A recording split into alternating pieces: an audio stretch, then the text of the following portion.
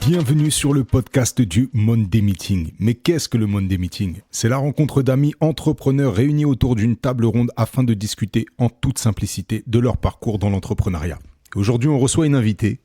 Ça fait très longtemps que j'en entends parler. Je suis très heureux de pouvoir l'accueillir ici derrière notre micro. J'ai nommé Nelly. Comment vas-tu, Nelly ? Ça va, merci. Merci Vincent.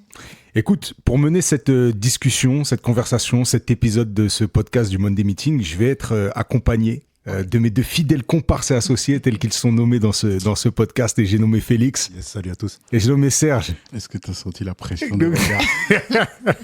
Il est là, il se gratte le menton, il me teste de loin comme ça, il me toise. Ah, c'est bien, c'est bien. Bonne entrée en matière. Bon, est-ce qu'on peut introduire le fait qu'on part sur une sorte de nouvelle formule, les gars ? Là, je suis déjà fatigué, on a trop travaillé. On a bossé là. C'est vrai que d'habitude on prépare pas nos podcasts. Nelly, là t'as assisté au premier. Finalement, tu vas être notre première invitée de la saison 2. On l'annonce telle quelle. On est dans la saison 2. Ouais. Donc t'as vu, on a eu un peu de prépa. Il y a eu 10 bonnes minutes de prépa. Ça, c'est des choses qu'on connaît pas. Donc si tu veux, on est un peu en territoire. On défriche quoi. On défriche. Et on va y aller gentiment. On va y aller tous ensemble. C'est un honneur. Et ça va bien se passer. Ça va très très bien se passer. Super. Mais on va garder cette même formule. Cette formule, c'est de parler de l'entrepreneuriat au sens des gens qui entreprennent, des gens qui font des choses. On vient s'intéresser aux gens pour ce qu'ils sont, ce qui les a motivés à entreprendre. Et puis du coup, on va faire cette discussion sereinement. On va apprendre à se connaître finalement. T'as dit pour ce qu'ils sont, c'est ça? Ouais. Pourquoi? Ok. Ce que je suis, quoi. Frère, il n'y a rien sans rien. Rien sans rien. Fais des passes D pour... Ah, c'est cadeau, c'est cadeau. Tu Rappel contre rappel.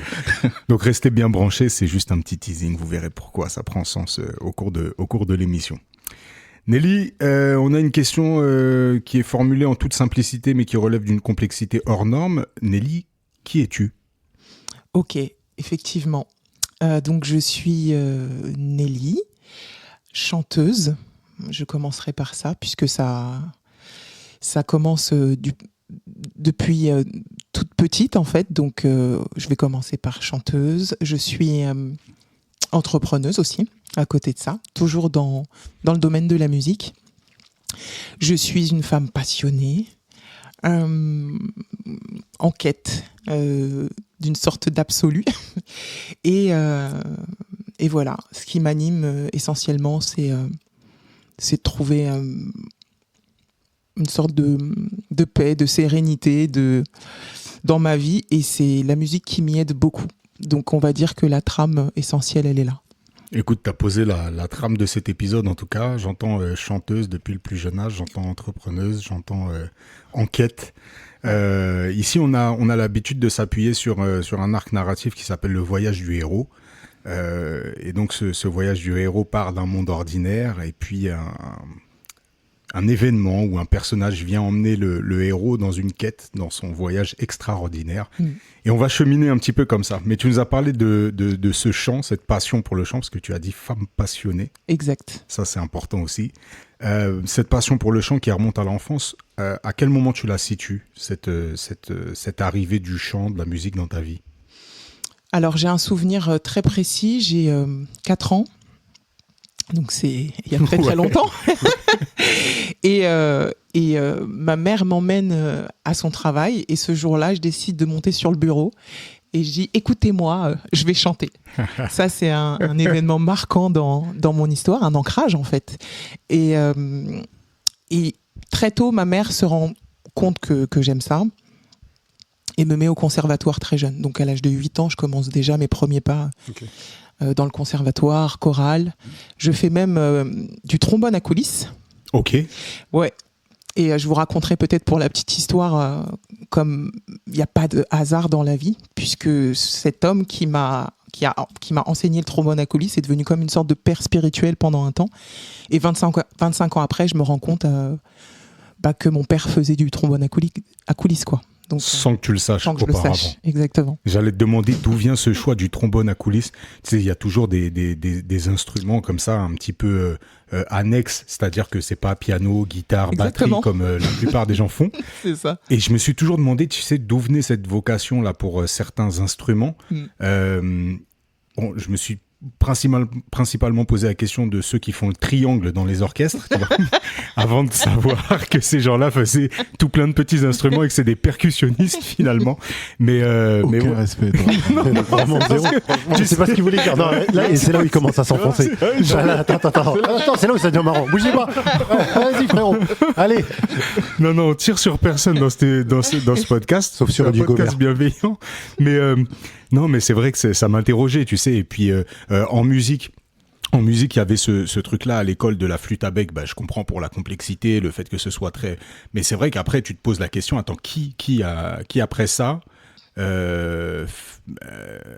Fait carrière. Ouais, fait carrière ou se dit putain, ma vocation, j'ai vraiment adoré ça et tu vois. Mais par contre, moi j'ai un papa qui est musicien et il jouait dans un groupe de rhythm and blues, donc je vois la patate du trombone à coulisses et je sais ce que ça fait donner. Par contre, je me dis que pour ton entourage, ça devait être. Ça va, ça a été. J'ai pas de mauvais souvenirs à ce niveau-là. Ok. Je faisais et puis voilà. Non, franchement, ça va. Parce que c'est pas l'instrument le plus discret. Exactement. C'est clair. Ok, top. C'est bien que tu dis ça parce que tu dis à ce moment-là, en fait, au moment où tu te lèves sur cette table et que tu demandes aux gens de te regarder, oui. Donc t'imposes finalement à ce que les gens te regardent. Tu dis que ta mère, rapidement, elle voit que finalement t'as une compétence, une appétence pour la musique et c'est elle qui va te driver. Est-ce que toi, à ce moment-là, tu te rends compte aussi que tu viens de créer une valeur, que t'as une valeur particulière quand tu montes sur ce bureau pour chanter? Honnêtement, parce que je m'en souviens encore, je pense que c'est pas pour rien que j'ai encore ce souvenir bien ancré en moi.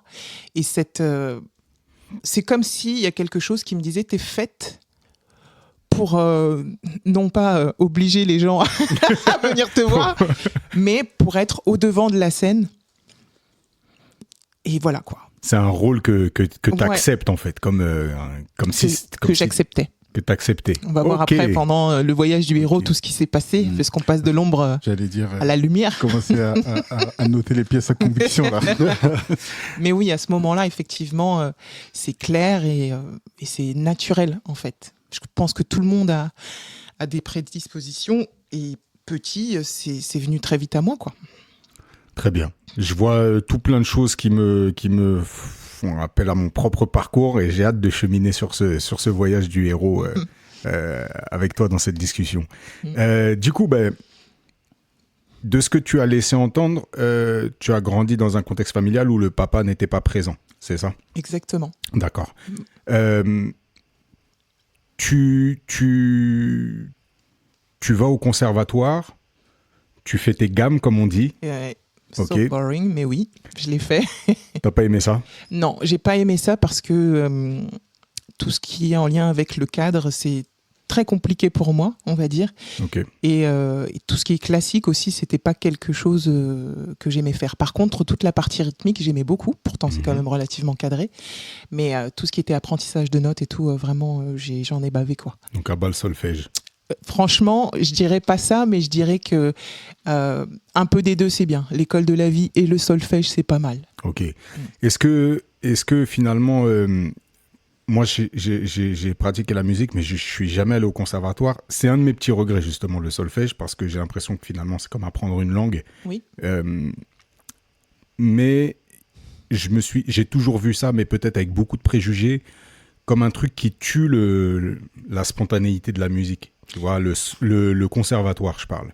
Un truc où, justement, ça devient très académique, très la note se joue comme ça, il y a pas le droit à l'erreur, t'es noté, t'es un peu dans un cadre scolaire. Est-ce que ça, tu l'as retrouvé? Est-ce que... Ouais, c'est pour ça, raison pour laquelle je disais qu'un peu des deux, c'est bien. Moi, je pense que c'était super en termes d'initiation. Ça m'a permis d'apprendre pas mal de choses quand même, mais tu vois, je m'en sers pas dans ma musique, je m'en sers jamais. Ok. Et pour répondre à ta question, je dirais que pour ma part, ça peut être pas mal vraiment de commencer par laisser un enfant s'exprimer en fait dans ce qu'il aime, et ensuite l'initier petit à petit au solfège pour lui montrer qu'il y a quand même un cadre dans toute cette liberté et que tu as cette possibilité-là aussi. Mais commencer par ce cadre assez Restrictif. restrictif, effectivement, ça peut donner... ça peut faire perdre toute spontanéité et toute créativité débordante. Donc voilà, l'équilibre à trouver... On a fait un épisode sur la créativité, justement, on expliquait que la contrainte peut devenir une source d'inspiration, mais en effet, il peut y avoir aussi... Moi, comme j'aime bien le dur, tu vois, c'est pas les choses qui me dérangent. Non, mais toi, on sait... Dans le sens où, en fait, je pense qu'en passant par ce process-là, tu vois tout de suite ceux qui ont l'envie et le feu. Ouais. Qui fait que, bah oui, effectivement, il y a ce cadre-là que tu te manges en pleine poire, mais après ça, l'idée, c'est que tu connais les règles et c'est comme ça que tu les transgresses. Tu peux t'en émanciper, ouais. Donc, je comprends le sens inverse aussi, qui est de dire, partons de l'inspiration, partons de l'innocence, et on a parlé dans la créativité, justement, du fait que les enfants avaient cet état de génie créatif. En tout cas, 98% des enfants. On n'a jamais pensé aux 2%. Les deux, Ceux qui font du triangle, justement. Voilà. Les gens mauvais. C'est pas bien, pardon. Excusez-moi. Pas méchant. C'est pas méchant. Donc ouais, je comprends qu'effectivement, il faut veiller à ne pas étouffer ce génie créatif-là. Mais après, je pense que si on était tous des génies, je sais pas à quoi ressemblerait le monde. Ouais, je sais pas. Peut-être mieux. Hein. Peut-être mieux. Peut-être mieux. Pas de génie torturé en tout cas, parce que on les voit. Mais ouais, non, c'est des questions qui se posent en effet. La question que je me pose, c'est qui ça va étouffer, quoi. Tu vois, le truc, ça devient rédhibitoire un peu la musique. Je veux plus en entendre parler, alors que peut-être que, mais je pense que comme tu dis, quand t'as le feu aussi. En fait, il va finir par te brûler d'une manière ou d'une autre. Tu parlais de torturer, si je prends Michael Jackson, tu vois, je pense que c'est parce qu'il y a un gros cadre restrictif qui devient ce qu'il est, quoi, tu vois. Bon, ça détruit l'homme.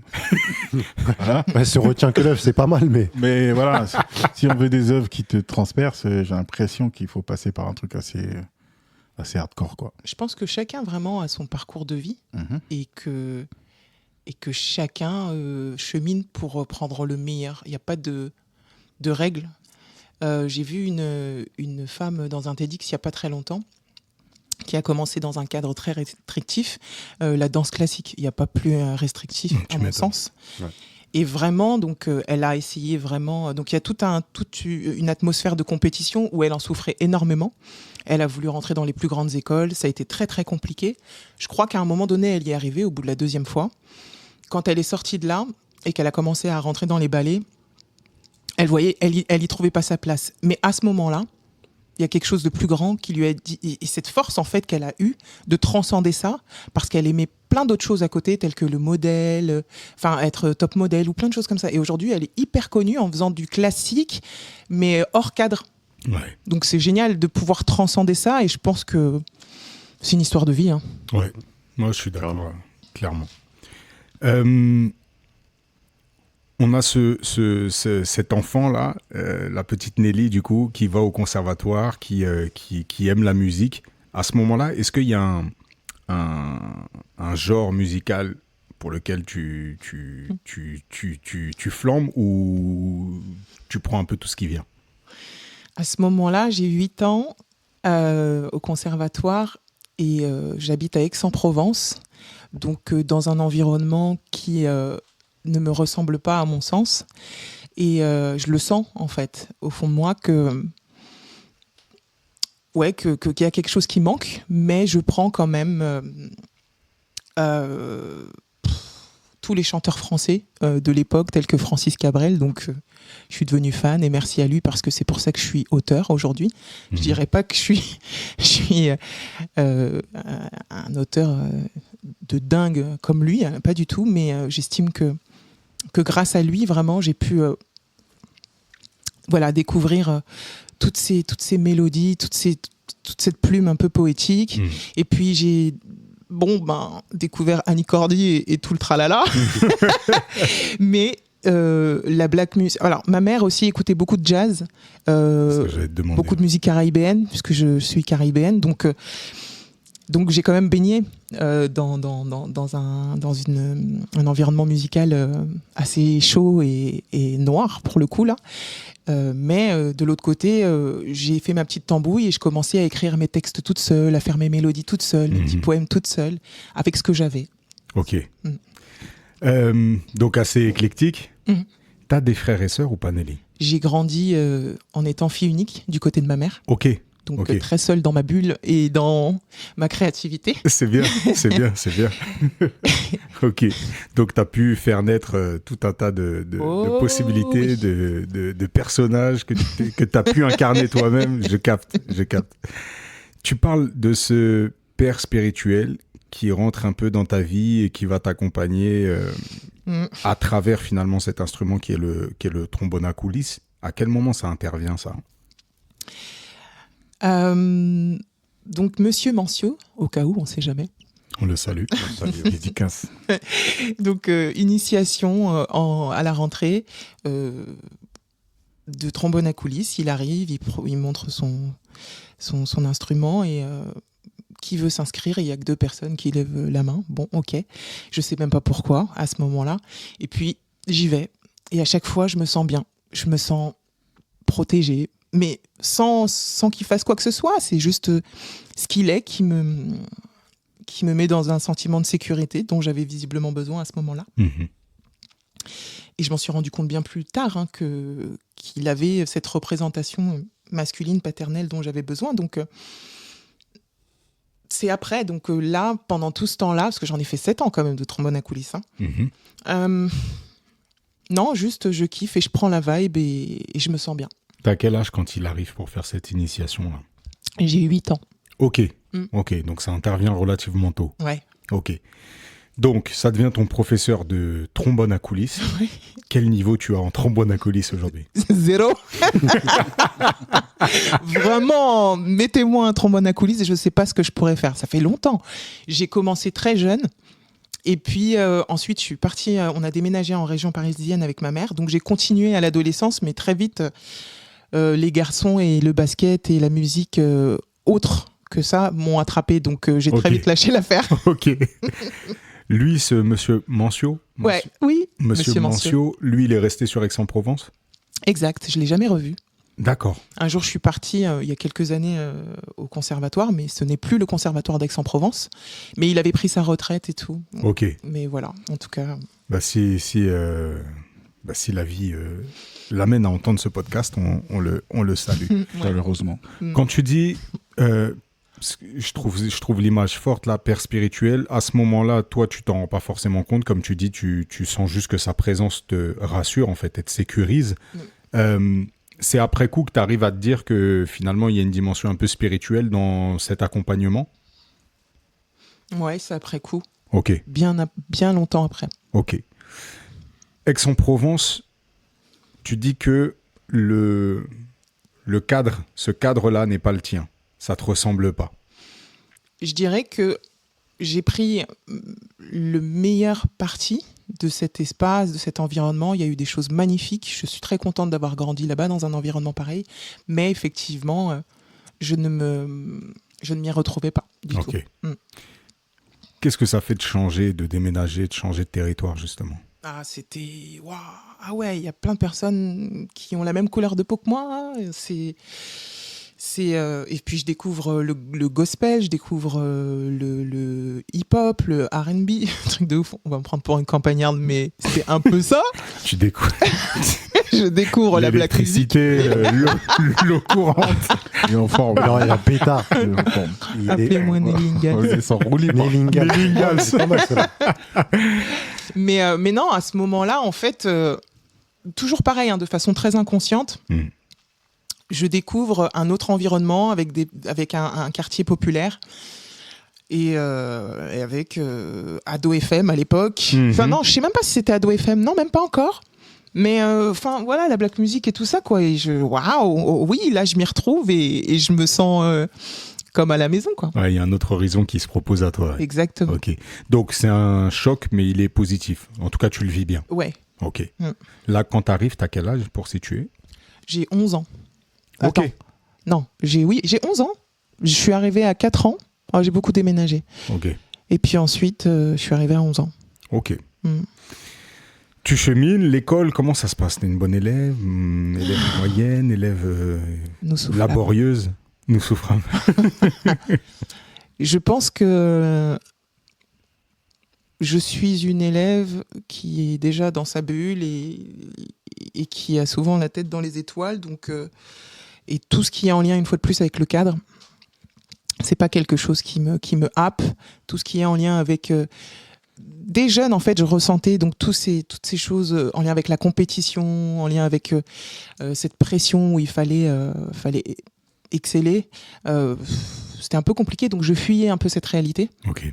Donc, j'ai beaucoup changé d'école parce que ma mère était militaire de carrière, donc j'ai pas mal bougé.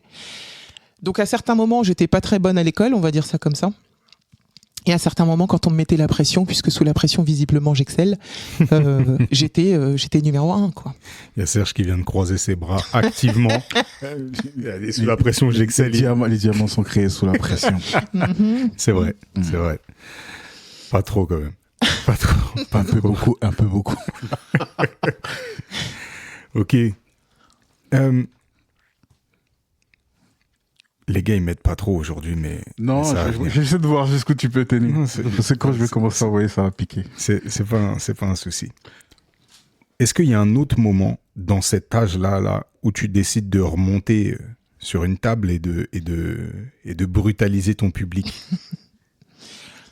Est-ce que tu as envie de livrer? Ou alors est-ce que tu es dans cette salle de l'esprit du temps en train de forger tes armes? À ce moment-là, oui, je suis au collège, je fais une petite comédie musicale, mais c'est-à-dire que, non, après on arrive à l'âge de 15 ans, où là je me remets au devant de la scène. Et... Ça va accélérer fort là. Et jusque-là, en fait, mon histoire, elle est que la musique a toujours fait partie de ma vie. Que donc du coup au collège j'ai décidé de m'inscrire à l'option comédie musicale, donc je kiffe, mais je suis toujours un petit peu derrière, tu vois, en troisième, quatrième rôle, tu vois. Tu finis pas en solo comme dans Sister Act 2? Exactement. Ouais, ok. On a tous cette note en tête, mais ça revient au moment où j'ai 15 ans, et là je rentre dans un collectif de hip-hop R&B, où je rencontre l'artiste Django Jack. Je ne sais pas si vous connaissez. Ah bah bien sûr qu'on connaît. Voilà, donc il y a Django Jack. J'ai épuisé son album 9 vies de la 1 2, non, de la 1 à la dernière. C'est vrai? Quelle chanson? Élève-toi. C'est pas comme si je l'avais pas dit. Tout à l'heure, Sanjay m'a dit, ouais, tu l'as sûrement entendu. Ah ouais, non, Django, son album 9 vies, c'est vraiment... Ah ouais. Voilà. Ouais. Donc c'est comme ça que je fais la rencontre de Django et de beaucoup d'autres personnes du collectif, dont Sandy Cossette aussi, qui a travaillé avec Sayen Soupacrou à l'époque. Donc on est un petit collectif comme ça, on fait le printemps de Bourges. T'as grandi où? Mais t'as vu, c'est ça, j'ai grandi partout, moi. Ouais, c'est ça. Tu sens ça? J'ai commencé à Boissy-Saint-Léger, puis à l'âge de 4-5 ans, j'arrive dans le 92, et puis ensuite j'arrive à Vitry-sur-Seine. Donc voilà, je me considère un petit peu comme... Pour nos chers auditeurs, on va bientôt démarrer la boum. La boum. Ouais, tu sais, maintenant, on n'a pas le temps. Voilà, maintenant, c'est ça. Donc, saison 2, on va pouvoir balancer des petits sons. Donc on a retrouvé. Ok. Oh, punaise. Est-ce que ça, c'est cette époque-là? C'est plus tard. Un peu plus tard. Ouais, là, j'ai 20 ans, 21 ans. Très bien. Donc le son il s'appelle Boo. Vous pouvez le retrouver sur YouTube, Abyss. Donc Abyss c'était ton nom de scène? Non, Abyss c'était le duo féminin. C'est le nom du groupe. Ouais. Ok, très bien. Eh ben allez retrouver Abyss sur YouTube. Le son s'appelle Boo. Il date de 2002. Nelly Stan et Valérie Delgado. Exactement. Ah là là, c'est bon la technologie, là, on rajoute un peu de son. Hein. Ça move. Est-ce que tu sens que je commence à t'aider là pour ton épisode? Ok. On reviendra avec des petits sons comme ça au cours de l'émission. On va rajouter sans aucun problème. Donc du coup, tu as ces collectifs, cet entourage musical là, qui te pousse à entreprendre des créations.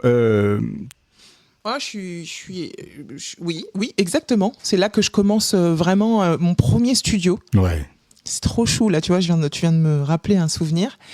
Donc voilà, en fait, pour la petite histoire, qu'est-ce qui fait que je continue comme ça? Et c'est ce que j'ai oublié de dire, c'est que Monsieur Mancio m'a regardé un jour et m'a dit « Toi, t'es un petit génie de la musique ». Et je l'ai pris pour moi, je l'ai dorloté. Et du coup, ben voilà, hein, j'en ai fait une croyance. Et à chaque fois, finalement, quand j'ai rencontré ce collectif, bon bah voilà, ils ont kiffé ma voix, ils ont kiffé ce que je proposais, et donc j'ai commencé à écrire mon premier morceau. Ok. Ça date. Ok. Ouais.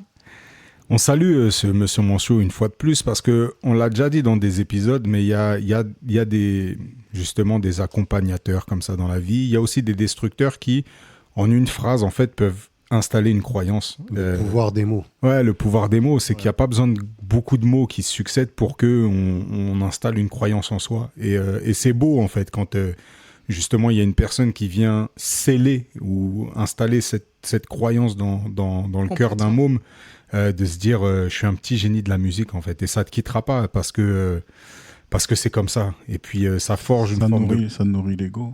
Ouais, ça nourrit l'ego. L'ego nécessaire. Exactement. Faire des grandes choses. Ouais. Exactement, ça nourrit son ego, sa confiance en soi, et ça te permet de bâtir, en fait, parce que tu pars déjà avec un, je sais pas pourquoi j'ai l'image du jetpack dans le dos là, qui te propulse, mais c'est un peu ça, c'est que tu pars avec un match sur lequel tu as déjà marqué 2 buts, quoi. Donc on salue vraiment ces gens-là. Et si vous-même, dans votre vie, vous pouvez devenir cette personne qui installe une phrase dans le cœur d'un enfant, n'hésitez pas, envoyez. J'ai écrit une chanson qui s'appelle Les mots.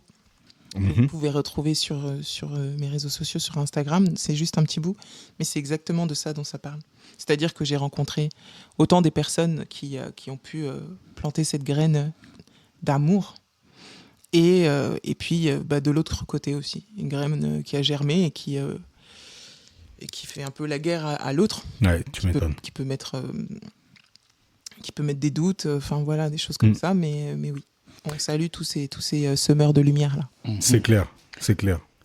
Les débuts de la musique, donc là, c'est l'enthousiasme. Tu découvres un univers qui fourmille, tu découvres des gens qui reconnaissent ton talent. Ça démarre. Et à quel moment ça se professionnalise? Parce que là, on a fait un petit saut en avant là, pour écouter ce petit extrait. À quel moment ça se concrétise? Alors, donc après le collectif... Pardon. J'allais dire le collectif métis, c'est n'importe quoi. Je ne sais pas pourquoi c'est venu dans ma tête. Après le collectif, donc Click Rimshot, je découvre le gospel. Ça, il faut le savoir aussi parce que c'est très important dans mon parcours. Donc pareil, je suis dans le métro avec ma mère. Je rencontre un groupe dans le métro et je kiffe ce qui se passe. Ce mec-là en question me présente à mon chef de chœur qui est resté pendant des années. Donc, voilà, c'est un ami aujourd'hui. Et donc, je découvre le gospel. À partir de ce moment-là, de fil en aiguille, ce sont que des histoires, ce sont que des rencontres, en fait. Je rencontre une nana qui... Donc, à ce moment-là, alors, hop, je rembobine. Il faut savoir que Valérie, on était dans la même ville, à Vitry-sur-Seine. Donc là, j'habite à Vitry-sur-Seine. Ok. Et donc, on se dit, tu veux pas faire partie tu veux pas qu'on soit un groupe, toi et moi? Ouais, ok. Donc, on a 18 ans à ce moment-là. Et donc, dans une des chorales, on rencontre une nana qui nous permet de rencontrer un monsieur qui s'appelle Patrice Hano et qui va devenir notre producteur. Et donc, auprès de lui, on va signer un contrat de, je sais plus comment on appelle ça, auprès d'Universal, et un contrat d'édition auprès de Sony Music. Et donc, t'as 18 ans et t'as 15 000 francs ou je sais pas quoi, comme ça. Une avance. Une avance de folie. Et tu vis le truc, quoi. Tu vis le truc à fond. Parce que c'est ce que je vois là, Sergio me mettait justement la page YouTube de Abyss là, donc je vois des featuring avec Lino et surtout je vois des clips en fait. Et puis quand je vois la date, je me dis qu'à l'époque en fait pour faire ce genre de clip, puisque nous on est dans la production audiovisuelle, pour faire ce genre de clip, il fallait un sacré budget en fait. Ouais. Il fallait un sacré budget parce que ça se voit que les clips ils sont sérieux quoi. Donc ouais, tu rentres dans le monde professionnel de la musique en fait. Exactement. T'as 18 ans, t'es en groupe. À ce moment-là, je suppose que ni l'une ni l'autre ne sait exactement ce que c'est que l'industrie musicale. Exactement. Comment ça se passe, cette aventure-là ? Cette aventure, elle dure 7 ans. Mm-hmm. Et c'est une aventure extraordinaire. Donc moi, à ce moment-là, je suis à la fac. Donc je suis au lycée. Mm-hmm. Ensuite, j'arrive à la fac. Et à la fac, je décide d'arrêter le Doug art et spectacle que je commençais à peine pour me consacrer complètement à la musique. Voilà.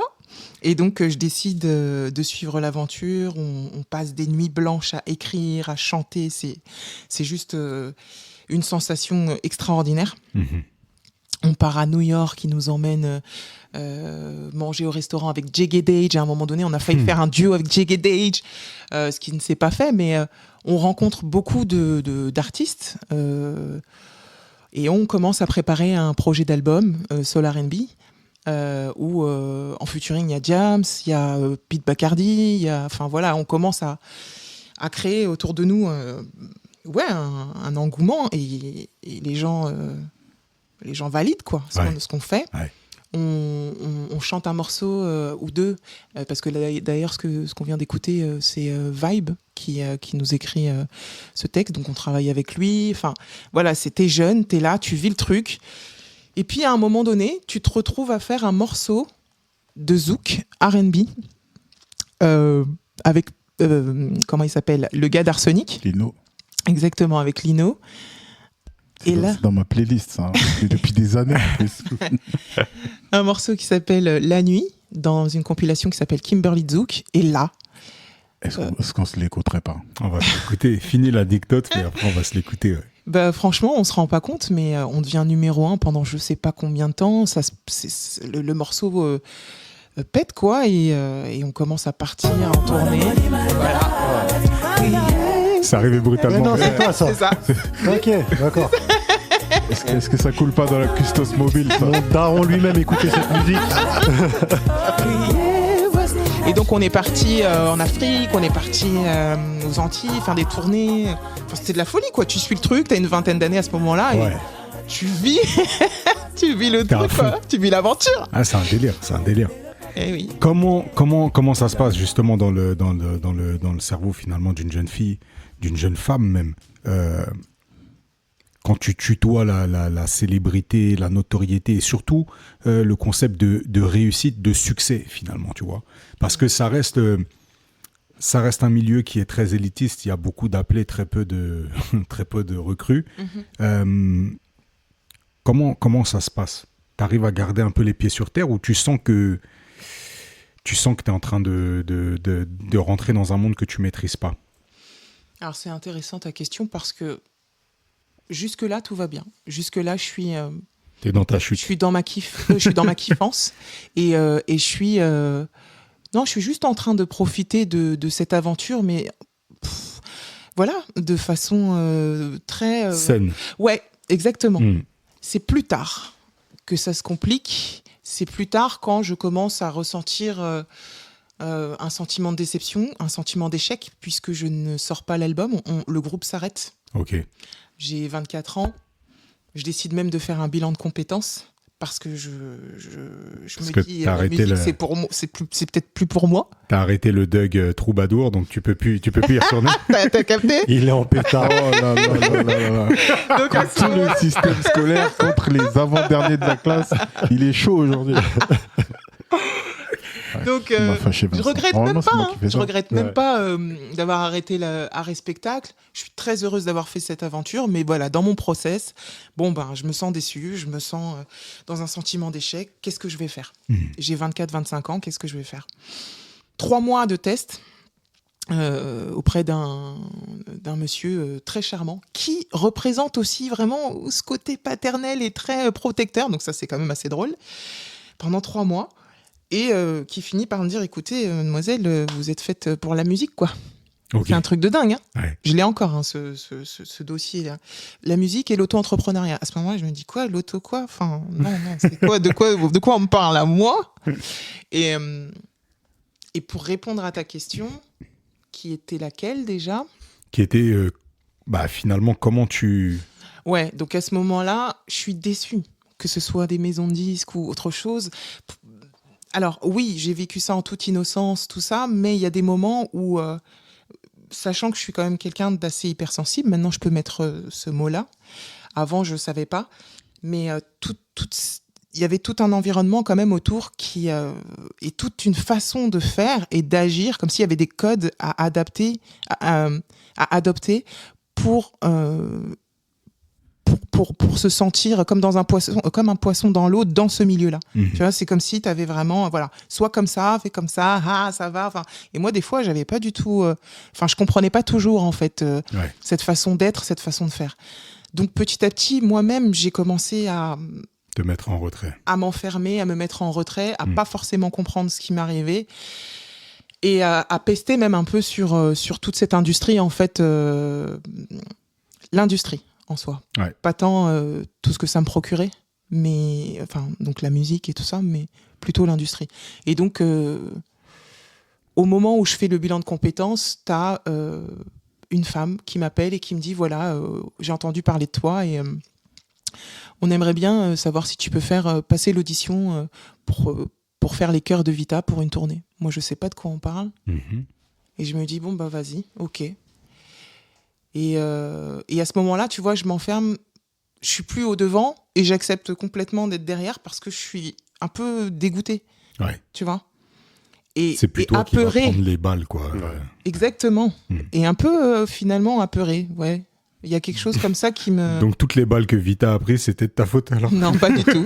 Absolument pas. Mais par contre, je me rends compte que je décide de prendre une autre posture pour comprendre l'industrie. Pour comprendre comment est-ce que je peux re-rentrer sans justement me faire cramer, mal. ouais. Et me cramer. Et c'est souvent ce que je dis. Je dis, cette poussière d'étoiles que je considère avoir, j'ai absolument pas envie qu'on me la susurre. Donc comment faire pour rentrer sans se brûler? Et ça a été un très, très, très, très, très, très long chemin. Il commence là, le chemin du...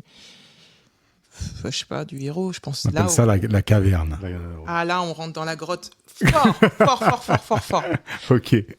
Et donc voilà, donc à ce moment-là, j'accompagne beaucoup d'artistes et je regarde, j'observe. Et j'aime pas. J'aime pas ce que je ressens, j'aime pas... Si je peux me permettre, on n'est pas encore dans la caverne là. On est dans les épreuves. On a rencontré les alliés, on commence à rencontrer les ennemis. Et la caverne arrive. Et toi, tu connais le film, c'est pour ça. Tu l'as déjà vu? Très bien. Très bien. Quand je dis j'aime pas, c'est qu'il y a beaucoup de bons moments, hein, mais il y a beaucoup de choses aussi qui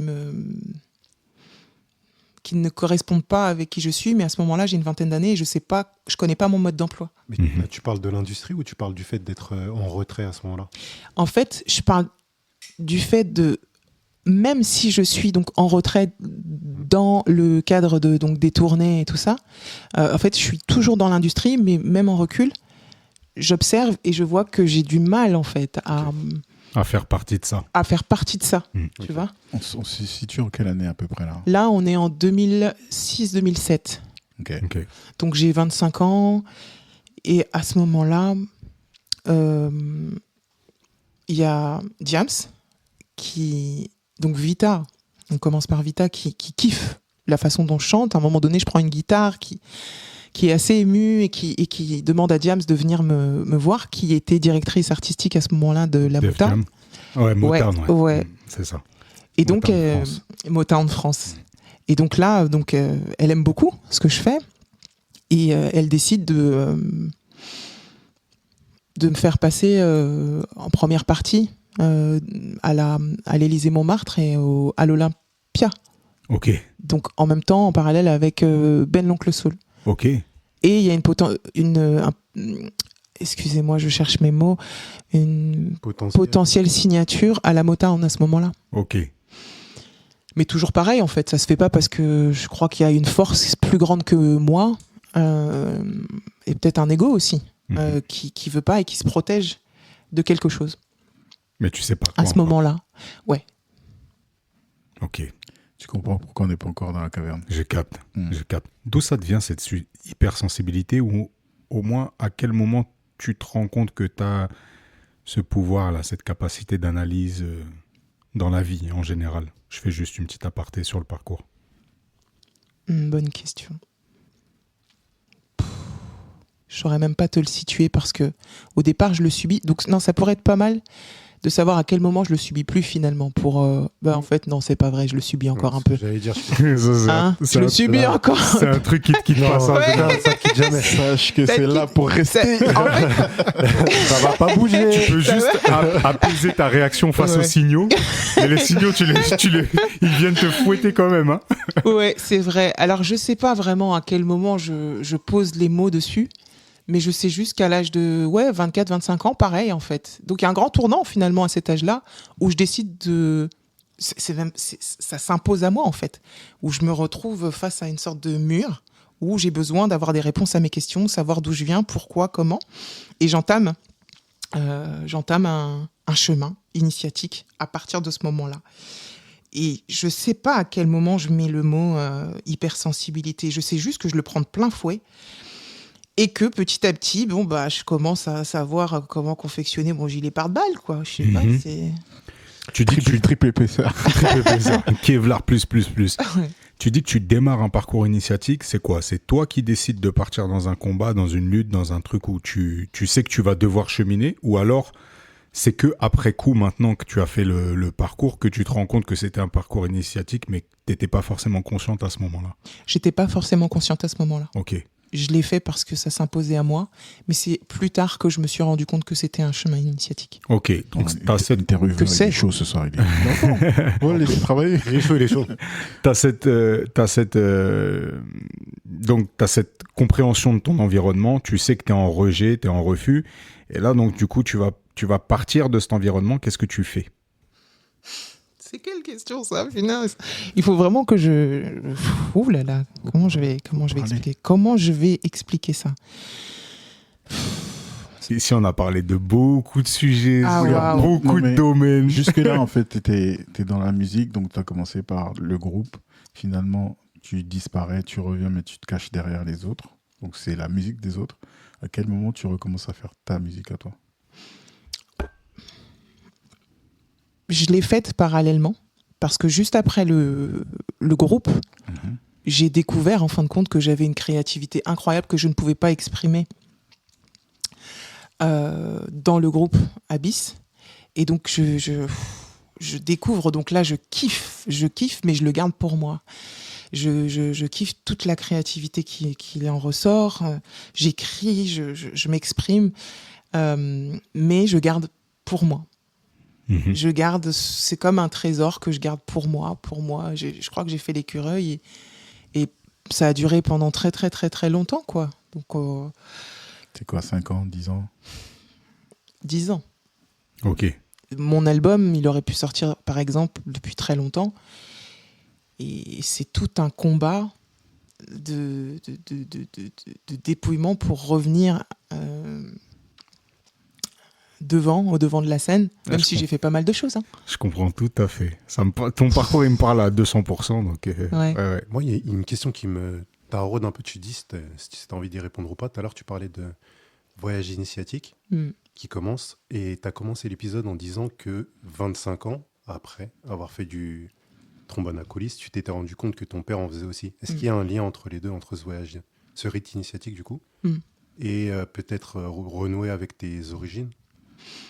Ouais, en fait, tout est lié en vrai. Okay. C'est-à-dire qu'à partir du moment où je sens que je me retrouve face à un cul-de-sac et que je commence ce voyage, que j'appelle voyage aujourd'hui, mais ça a commencé d'abord par une thérapie, quoi. Okay. Une thérapie toute simple auprès d'une femme qui était, je sais plus comment on dit, psychologue, ethnicologue. Donc vraiment, j'avais besoin de savoir d'où je venais. J'avais beaucoup de casseroles à regarder en face, à comprendre. Oui. S'en est suivi de j'ai envie de connaître mon père. Donc je fais le choix en 2008 vraiment de découvrir qui il est. Je le connaissais, mais je n'avais pas cette intention de vraiment découvrir qui était mon père. Okay. Et c'est là que je commence à voir qu'on se ressemble plus qu'on ne le... que tu vois, je savais pas, moi. Je découvre un homme qui... je lui ressemble beaucoup, et puis qui aime énormément la musique, qui est initié à ça, qui fait du trombone à coulisses, ça... Ouais, ça voilà. C'est-à-dire que j'ai vraiment cheminé en écoutant mon intuition, et à chaque fois, ça m'a amené vers des chemins pour récupérer en fait des bouts d'informations qui ont créé quelque chose de très cohérent finalement et qui me permettent de poser le mot voyage initiatique. Ok. Donc tu constitues ce trésor-là, ce butin que tu amasses petit à petit. À quel moment tu décides de commencer à ouvrir un peu les vannes et partager? Ouais, alors on est en 2009, je ne sais plus quelle date exactement, le 9 juin je crois, où je décide de faire mon premier concert. Je me souviens même plus où c'était, mais c'est une expérience extraordinaire.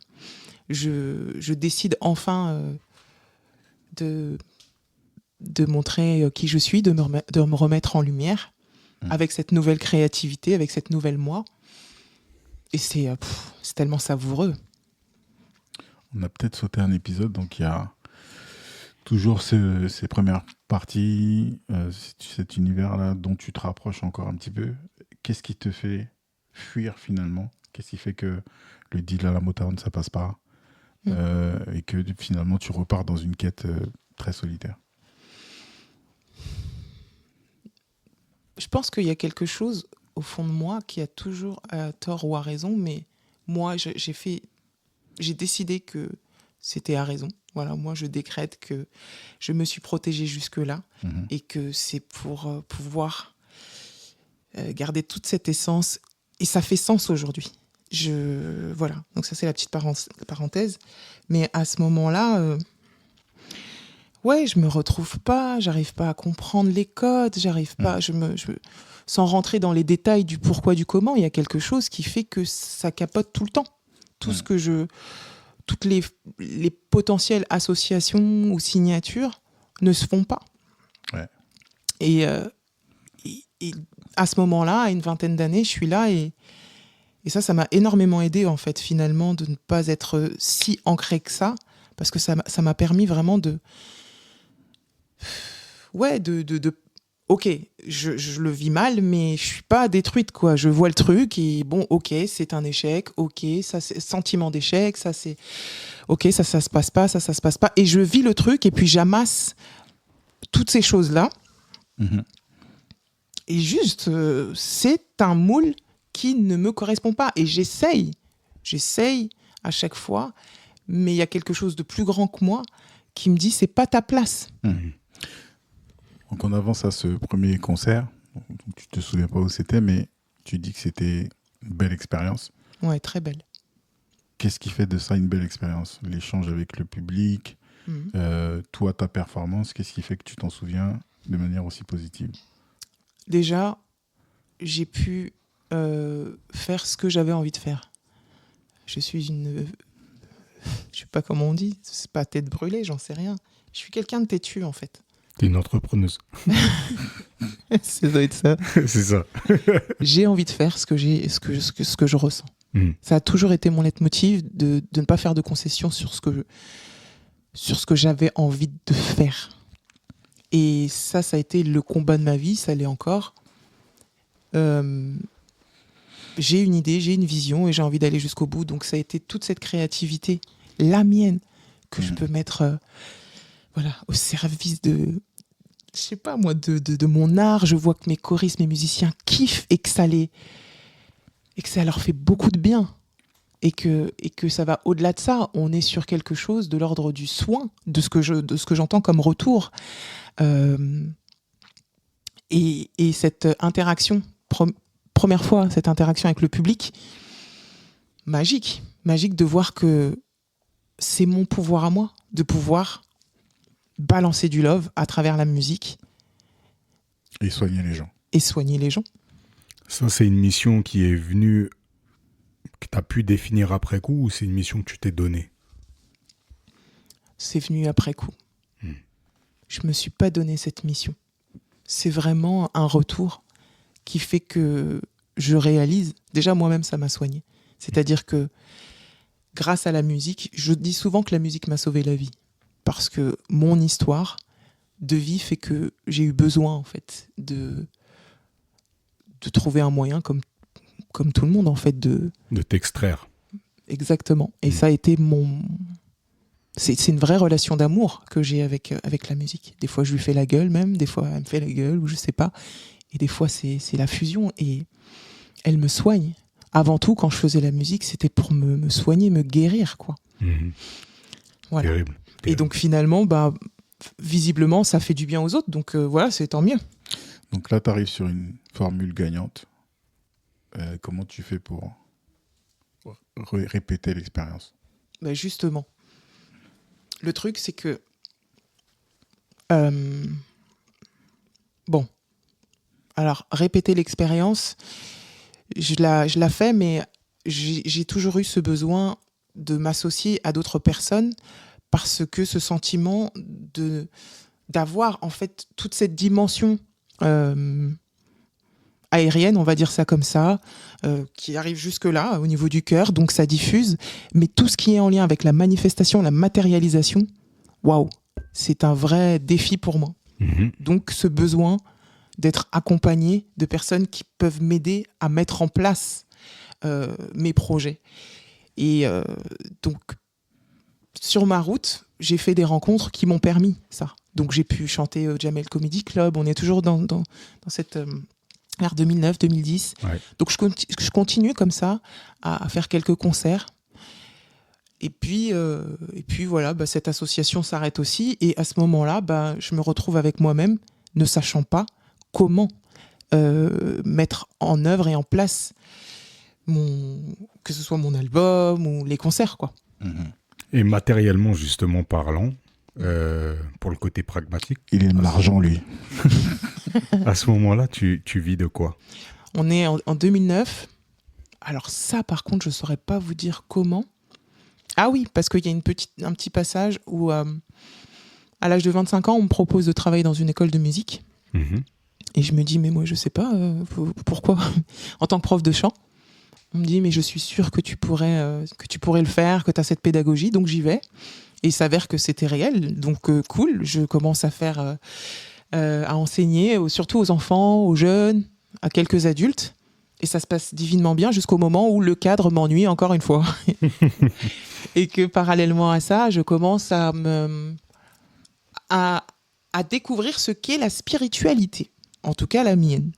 Qu'est-ce que ça veut dire? Ça veut dire que je commence à ressentir un petit peu que j'ai envie d'aller plus loin avec mon élève. Que je ressens qu'il a besoin de se libérer là, que je ressens qu'il a besoin de se libérer à ce niveau-là, que je ressens que son cœur est un peu bloqué, et que je ne peux pas faire ça dans ce cadre. Donc en 2009, je décide de créer une structure. On peut l'appeler art thérapie, mais je n'ai pas le diplôme, donc on va pas le dire. Si. Mais, si on dit. Mais c'est une structure qui permet de libérer le corps et les émotions à travers la voix. Donc c'est de ça que tu parlais quand tu disais chanteuse et entrepreneuse? Ouais, c'est ça. Ok. Et soigneuse aussi, tu as utilisé le mot du soin. Ouais. Ok. Exact. Ça s'appelle art thérapie, le fait de... Art thérapie. Art thérapie. Ok. Voyons Vincent. Il y a un filon là. Tu vois? Regarde-le, on le voit arriver à des kilomètres avec ses grosses pompes. En tout cas, je peux juste vous dire que ma prochaine formation sera en ligne. Après le webinaire. On vous mettra les liens en description. D'ailleurs, dépêchez-vous parce qu'il reste très peu de place. Il reste très très peu de place, ouais. Ça, il faut un diplôme pour art thérapie? Oui, alors pour se qualifier comme étant art thérapeute, il faut un diplôme. C'est pour ça que je voulais simplifier pour que vous compreniez ce que c'était. Bien sûr. Voilà quoi, j'ai créé une structure qui permet d'accueillir des personnes pour les accompagner. Exactement. D'une manière ou d'une autre. Oui, à la libération. On a fait un épisode sur la spiritualité, justement, où on définissait un petit peu la spiritualité. On prend en règle générale, quand on fait ces épisodes-là sur un mot, on prend tout bêtement la définition, et c'est ce qui est de l'ordre de l'immatériel. Là, dans ce que tu exprimes, justement, c'est que ton hypersensibilité, ta supersensibilité te permet de déceler chez une personne là où il peut y avoir un point de blocage et l'accompagner à travers ton art, du coup, à se libérer et améliorer ses compétences. Ça, tu le monétises ? Voilà. Donc, oui, je le monétise. Je le monétise, mais toujours pareil, en fait. Mal. Ouais, mal. Ça y est, elle est sortie de la dune. Mal. En un mot. J'ai vu le reflet. J'en profite pour dire qu'on est dans la saison 2. Il y a des nouvelles rubriques qui arrivent, dont une qui est dans la création de valeur. Exactement. On en parlait tout à l'heure. Exactement. Oui, c'est ça, création de valeur. À ce moment-là, je n'arrive pas à savoir ce que je vaux. Je suis là, quoi. Je suis là et je fais ce que je sais faire. Et je le monétise, bien évidemment, parce qu'il faut payer sa nourriture, son loyer.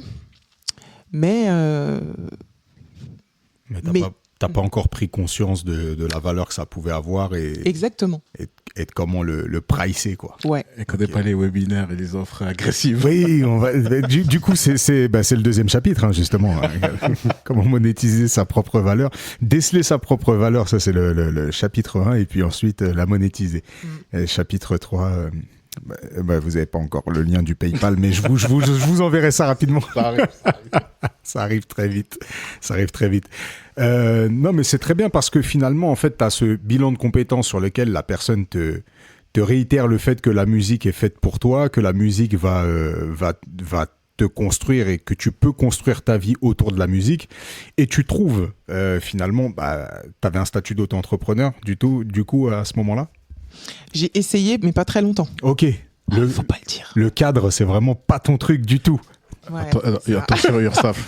Ça fait combien de temps ? Oh, ça fait longtemps, ça fait très longtemps. Bah oui, on a dit on est dans les 2009, un tout petit peu après. Non, mais oui, non, enfin, je sais pas si on doit le dire. Oh. Non, mais on dit rien, on a déjà tout dit. C'est bon. On n'a pas besoin de dire ce que tout le monde a compris. Non, mais oui, à ce moment-là, je fais aussi en parallèle. Donc, je suis toujours choriste, donc je suis intermittent du spectacle. Voici mon statut principal. Ok. Voilà, c'est ce qu'on dira au juge en tout cas. Et dans ce cadre-là... On rigole. Il y a eu des cachets et on a rempli des heures. Ok. Exactement. Mais c'est comme ça finalement que matériellement, t'arrives à vivre et donc ça te permet justement de pouvoir rester le reste du temps dans ta caverne et créer ton art.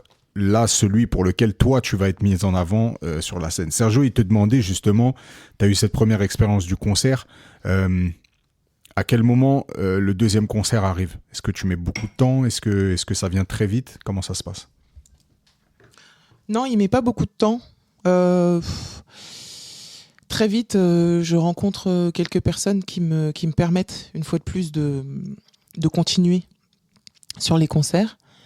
Mais c'est pas...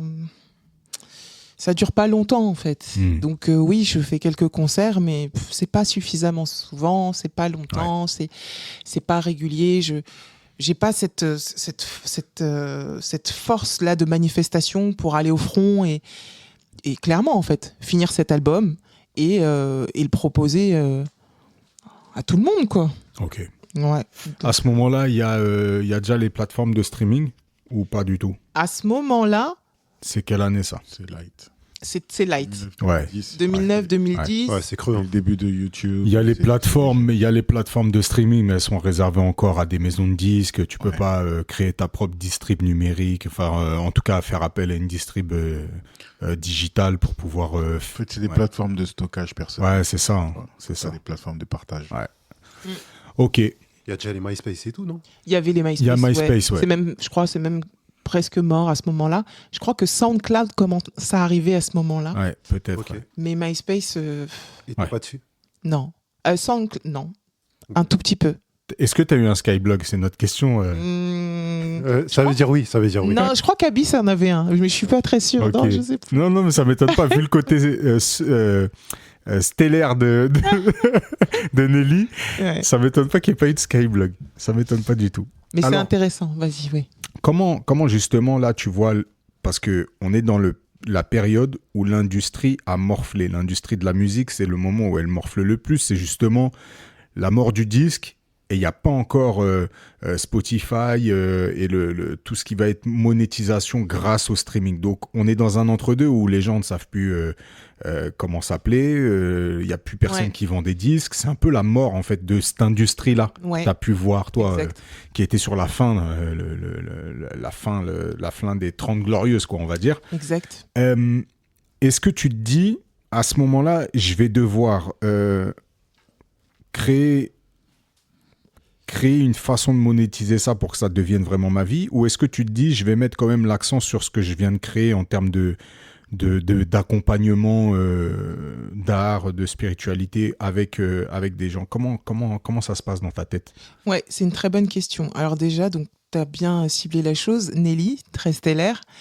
Je ne fais même pas attention à cette mort des 30 Glorieuses, tu vois, à cette fin-là. Ouais, je suis dans mon délire avec ma guitare et je continue à... Qui crève tous En arpège. En la mineur, s'il vous plaît. Qui le crève? Non, j'entretiens pas de rage ou quoi que ce soit, mais je suis plutôt en train de faire ce chemin initiatique, une fois de plus, à créer, et je me rends compte que je crée pour me soigner déjà moi, pour libérer tout ce qui a besoin d'être libéré, dépouiller, me comprendre, libérer toute cette profonde tristesse qui est au fond de moi. Et parallèlement à ça, oui, bien évidemment, faut manger, faut faire ça. Donc qu'est-ce que je fais?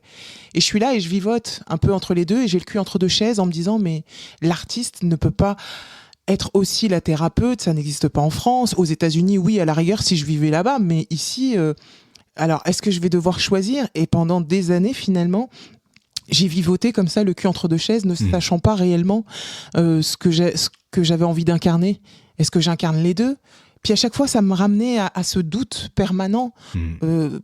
Est-ce que je suis une artiste? Et j'y vais complètement, tu vois, et voilà. Et donc... C'est marrant parce qu'on a du mal avec le cadre. Je me mets un on là parce que je me reconnais à fond dans ce que tu dis. Ouais. On a du mal avec le cadre et pourtant on essaye toujours de s'y raccrocher. Exactement, Vincent. Exactement. Et c'est tout le propos du moment en ce moment. C'est...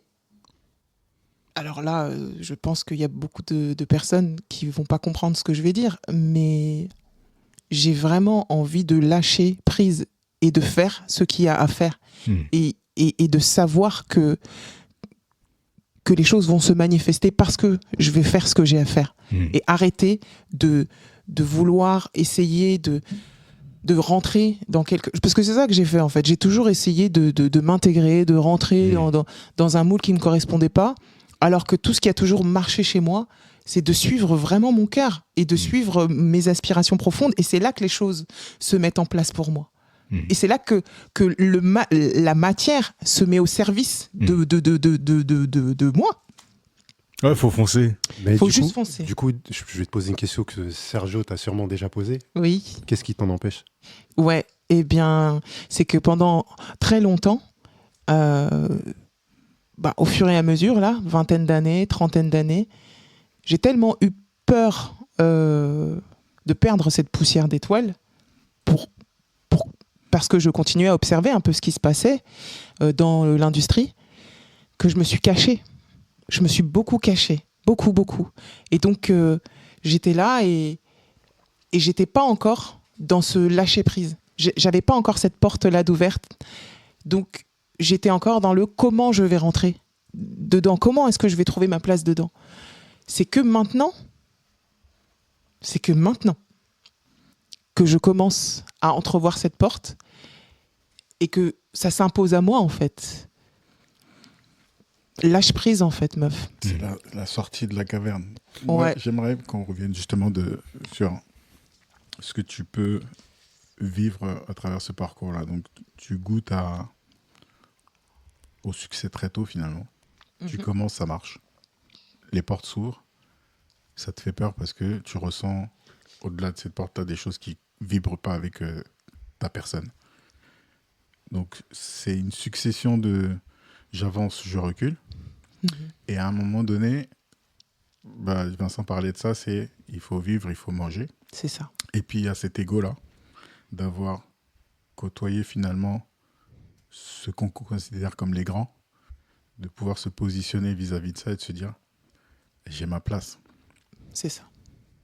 Comment tu vis le fait d'avoir ta place en haut de l'affiche et de ne pas y être? Je le vis. Il y a eu beaucoup de panels émotionnels. Il y a eu des moments de frustration. Il y a eu des moments des sentiments d'impuissance. En me disant que j'étais peut-être pas capable, des gros moments de doute. Il y a des moments où je perds. Non, j'ai jamais vraiment perdu espoir. Jamais vraiment. Mais voilà, des grands moments de doute profond. Et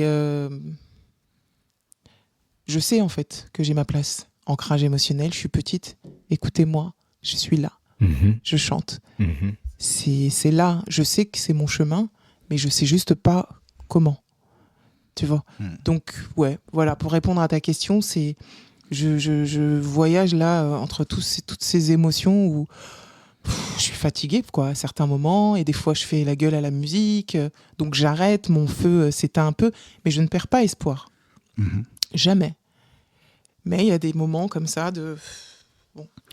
Je vais dire comme Félix, hein, tu le racontes si tu en as envie, mais la caverne dans le parcours dans le voyage du héros, c'est le moment où, en gros, tu es dans ce monde extraordinaire à la recherche de l'objet de ta quête. Donc tu as tous ces alliés, tu en parlais, tu as besoin d'avoir des gens autour de toi qui te permettent de matérialiser tes pensées, d'organiser les choses pour que tu puisses rester dans ce côté connecté au supérieur. Et donc c'est le moment où tu es déconnecté de tout ça. Tu es déconnecté finalement aussi des ennemis, là, les petits. Et tu te retrouves face à ton ennemi principal. Et en général, à ce moment, tu es seul et tu es dans un endroit clos. C'est le moment où normalement tu sombres. En gros, c'est là où tu affrontes la mort. Donc soit tu sombres, soit tu ressors de là avec l'objet de ta quête. Et dans ce que tu dis, le geste que tu as fait, j'ai l'impression que finalement, tu n'es pas seul, tu es avec la petite Nelly. Est-ce que tu veux en parler? Est-ce que tu veux nous expliquer comment ça nourrit peut-être ce que tu es en train de faire aujourd'hui? Ce que tu es en train de décrire, c'est ce que j'ai vécu cette année. Donc, à force de s'accrocher aux branches, à un moment donné, il y a quelque chose, une fois de plus, qui s'est imposé à moi et qui m'a dit ça suffit, en fait. Il y a comme une sorte de... Il y a quelque chose qui a fait que j'avais besoin de mettre à l'écart tout, en fait, tout simplement, tout. Pour pouvoir... Là, à ce moment-là, je ne sais pas pourquoi. Je me réveille, je suis en pleurs, je crois que je suis en dépression, je ne sais pas pourquoi, j'en sais rien, je ne comprends pas. Et je commence à être finalement dans un gros dépouillement où je me retrouve seule face à moi-même, où j'ai l'impression que c'est la mort, c'est la fin de quelque chose. Mais il y a toujours quelque chose, aussi difficile que ça puisse être, qui pressentait. Tu vois, je me suis toujours sentie guidée, protégée. Mais à ce moment-là, tu manges ton pain noir. À ce moment-là, tu vis le truc et puis voilà, quoi. Tu te laisses être. Et la petite Nelly, finalement, je renoue avec elle à ce moment-là, en fait. Encore plus. Qui me dit, mais rappelle-toi, quoi. D'ailleurs, la petite, voilà, sur mon téléphone portable, voilà, quoi. Elle est avec moi, quoi. Rappelle-toi, en fait, la petite fille... On la mettra sur Instagram. Grave. Elle t'attend et elle est là et donc elle a besoin de toi, en fait. Elle a besoin de... Elle est prête. qu'est-ce que tu fais? Tu vois? Donc là, on y va, c'est ça. J'ai pas le choix. Ça se matérialise comment? Ça se matérialise par j'ai une inspiration, je fais. Et on peut partager ça avec nos auditeurs, peut-être. Oui. C'est un podcast interactif dans lequel on peut envoyer. Mais écoute, il y a un titre. Moi, je connais pas encore tes musiques. J'ai pas encore écouté tes musiques, mais il y a un titre qui s'appelle, qui me parle dans le titre. C'est Ce que je suis. Et je pense qu'après tout ce qu'on vient de se dire, ça. Est-ce que tu veux passer par ça? En gros, là, il y a 2 titres, donc c'est des instrumentaux. On aimerait bien que tu nous fasses cadeau de ta voix un petit peu ce soir. Et donc, il y a un titre qui est tout nouveau, qui vient d'être mixé, que tu viens de me faire parvenir. Exactement. Est-ce que tu veux en dire un peu plus? Est-ce que tu veux commencer par celui-là? Tu nous dis comment tu veux procéder. Du coup, Vincent, ce que je suis, on le réserve pour, tu vois, la cerise sur le gâteau. Avec plaisir. Et en fait, effectivement, le dernier que j'ai fait en date... par une nuit d'été à 4h du matin en me réveillant et en faisant une méditation avec du hangpad, je me dis mais ce morceau-là j'aime bien. En plus c'est un pote qui l'a fait ce morceau-là, donc le hangpad c'est un instrument en métal là. Mon petit frère il joue de ça, ouais. C'est génial. Ça lui ressemble trop. T'es ouf. Il vient juste d'en avoir un. Ça fait 10 ans qu'il rêve d'en avoir un. Il en a eu un cet été. Ça lui ressemble trop. Salut Pablo. Et ça me faisait du bien. Et là à ce moment-là je décide de suivre mon inspiration. 4h du matin, je me lève. Et je commence à chanter dessus, quoi. Ok. Et je me dis, je vais aller jusqu'au bout, cette fois-ci. Je vais suivre juste mon intuition et je vais aller jusqu'au bout. Et tout s'est aligné. En 3-4 jours, c'est cette petite capsule créative qui sortira la semaine prochaine, parce qu'on va le filmer, là. Top. Voilà, c'est tout. Eh ben, c'est parfait. Vous allez pouvoir, du coup, le retrouver. Comme on a une petite semaine de décalage, vous pourrez le retrouver en vous balançant. Juste après l'épisode, les liens. Exactement. Incroyable, quel timing. C'est beau. Nelly, la parole est à toi, le micro est ouvert, normalement le son est bon.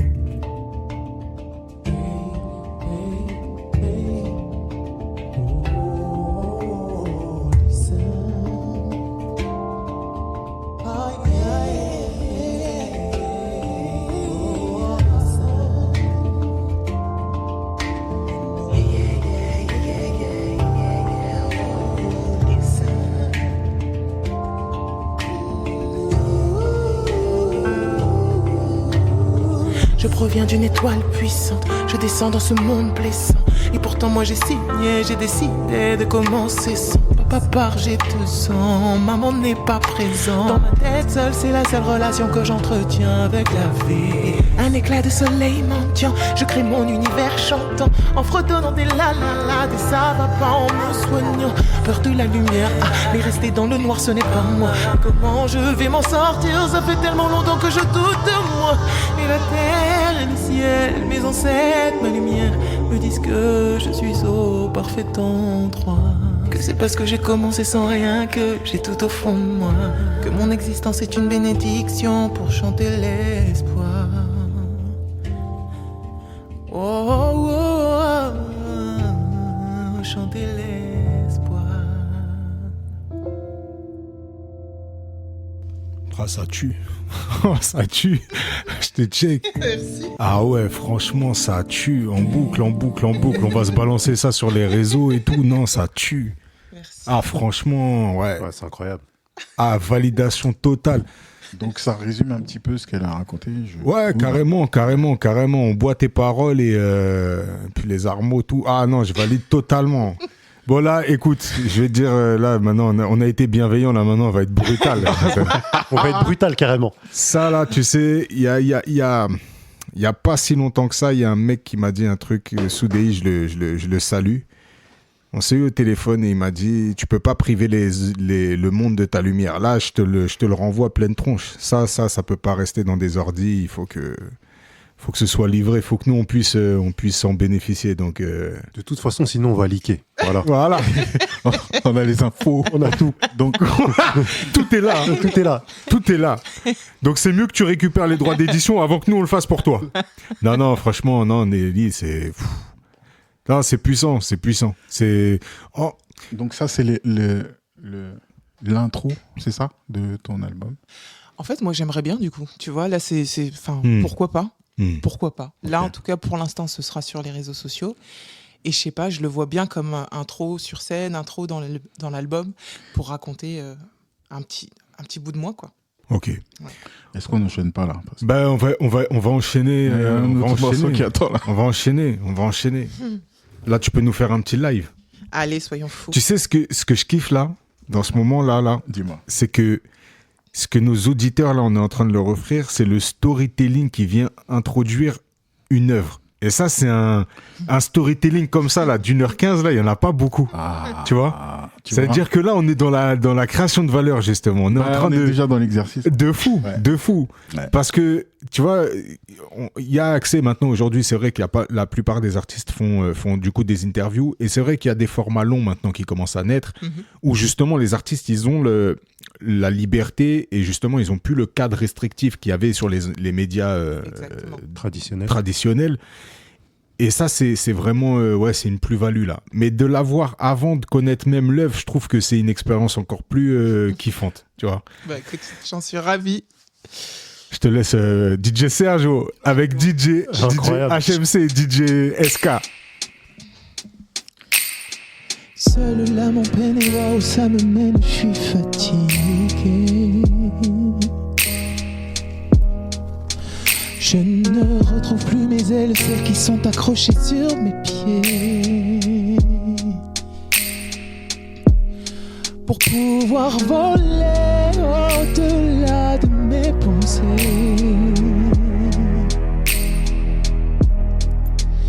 Et si j'osais poser mon épaule, effacer tous mes rôles, aller vers l'inconnu, pour vivre qui je suis, j'imagine un monde nouveau. J'imagine un monde plus beau. Sur la terre, les étoiles me rappellent l'essentiel. Oui, je vivrai un monde nouveau. Il y a toujours un brin de soleil qui t'attend et t'appelle.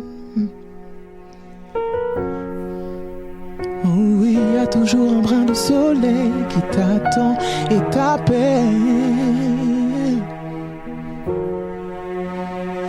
Combien de fois aveuglé j'ai pensé que c'était la fin.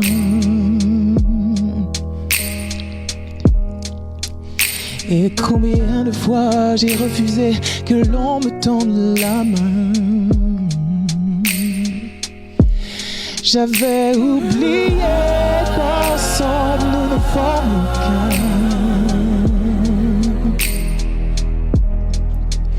Et si j'osais poser mes rancœurs, effacer toutes mes peurs, pardonner mes erreurs, pour vivre qui je suis, j'imagine un monde nouveau. Et j'imagine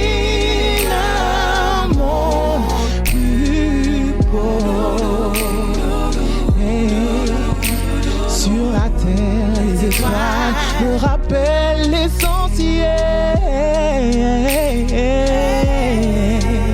Oui, je vivrai un monde nouveau. Oui, il y a toujours un brin de soleil qui t'attend et t'appelle. Il y a toujours un brin de soleil qui t'attend et t'appelle.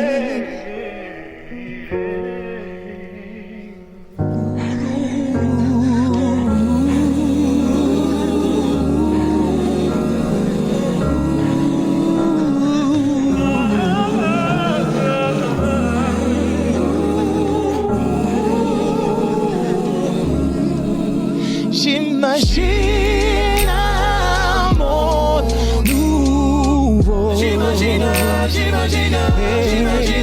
j'imagine un monde plus beau.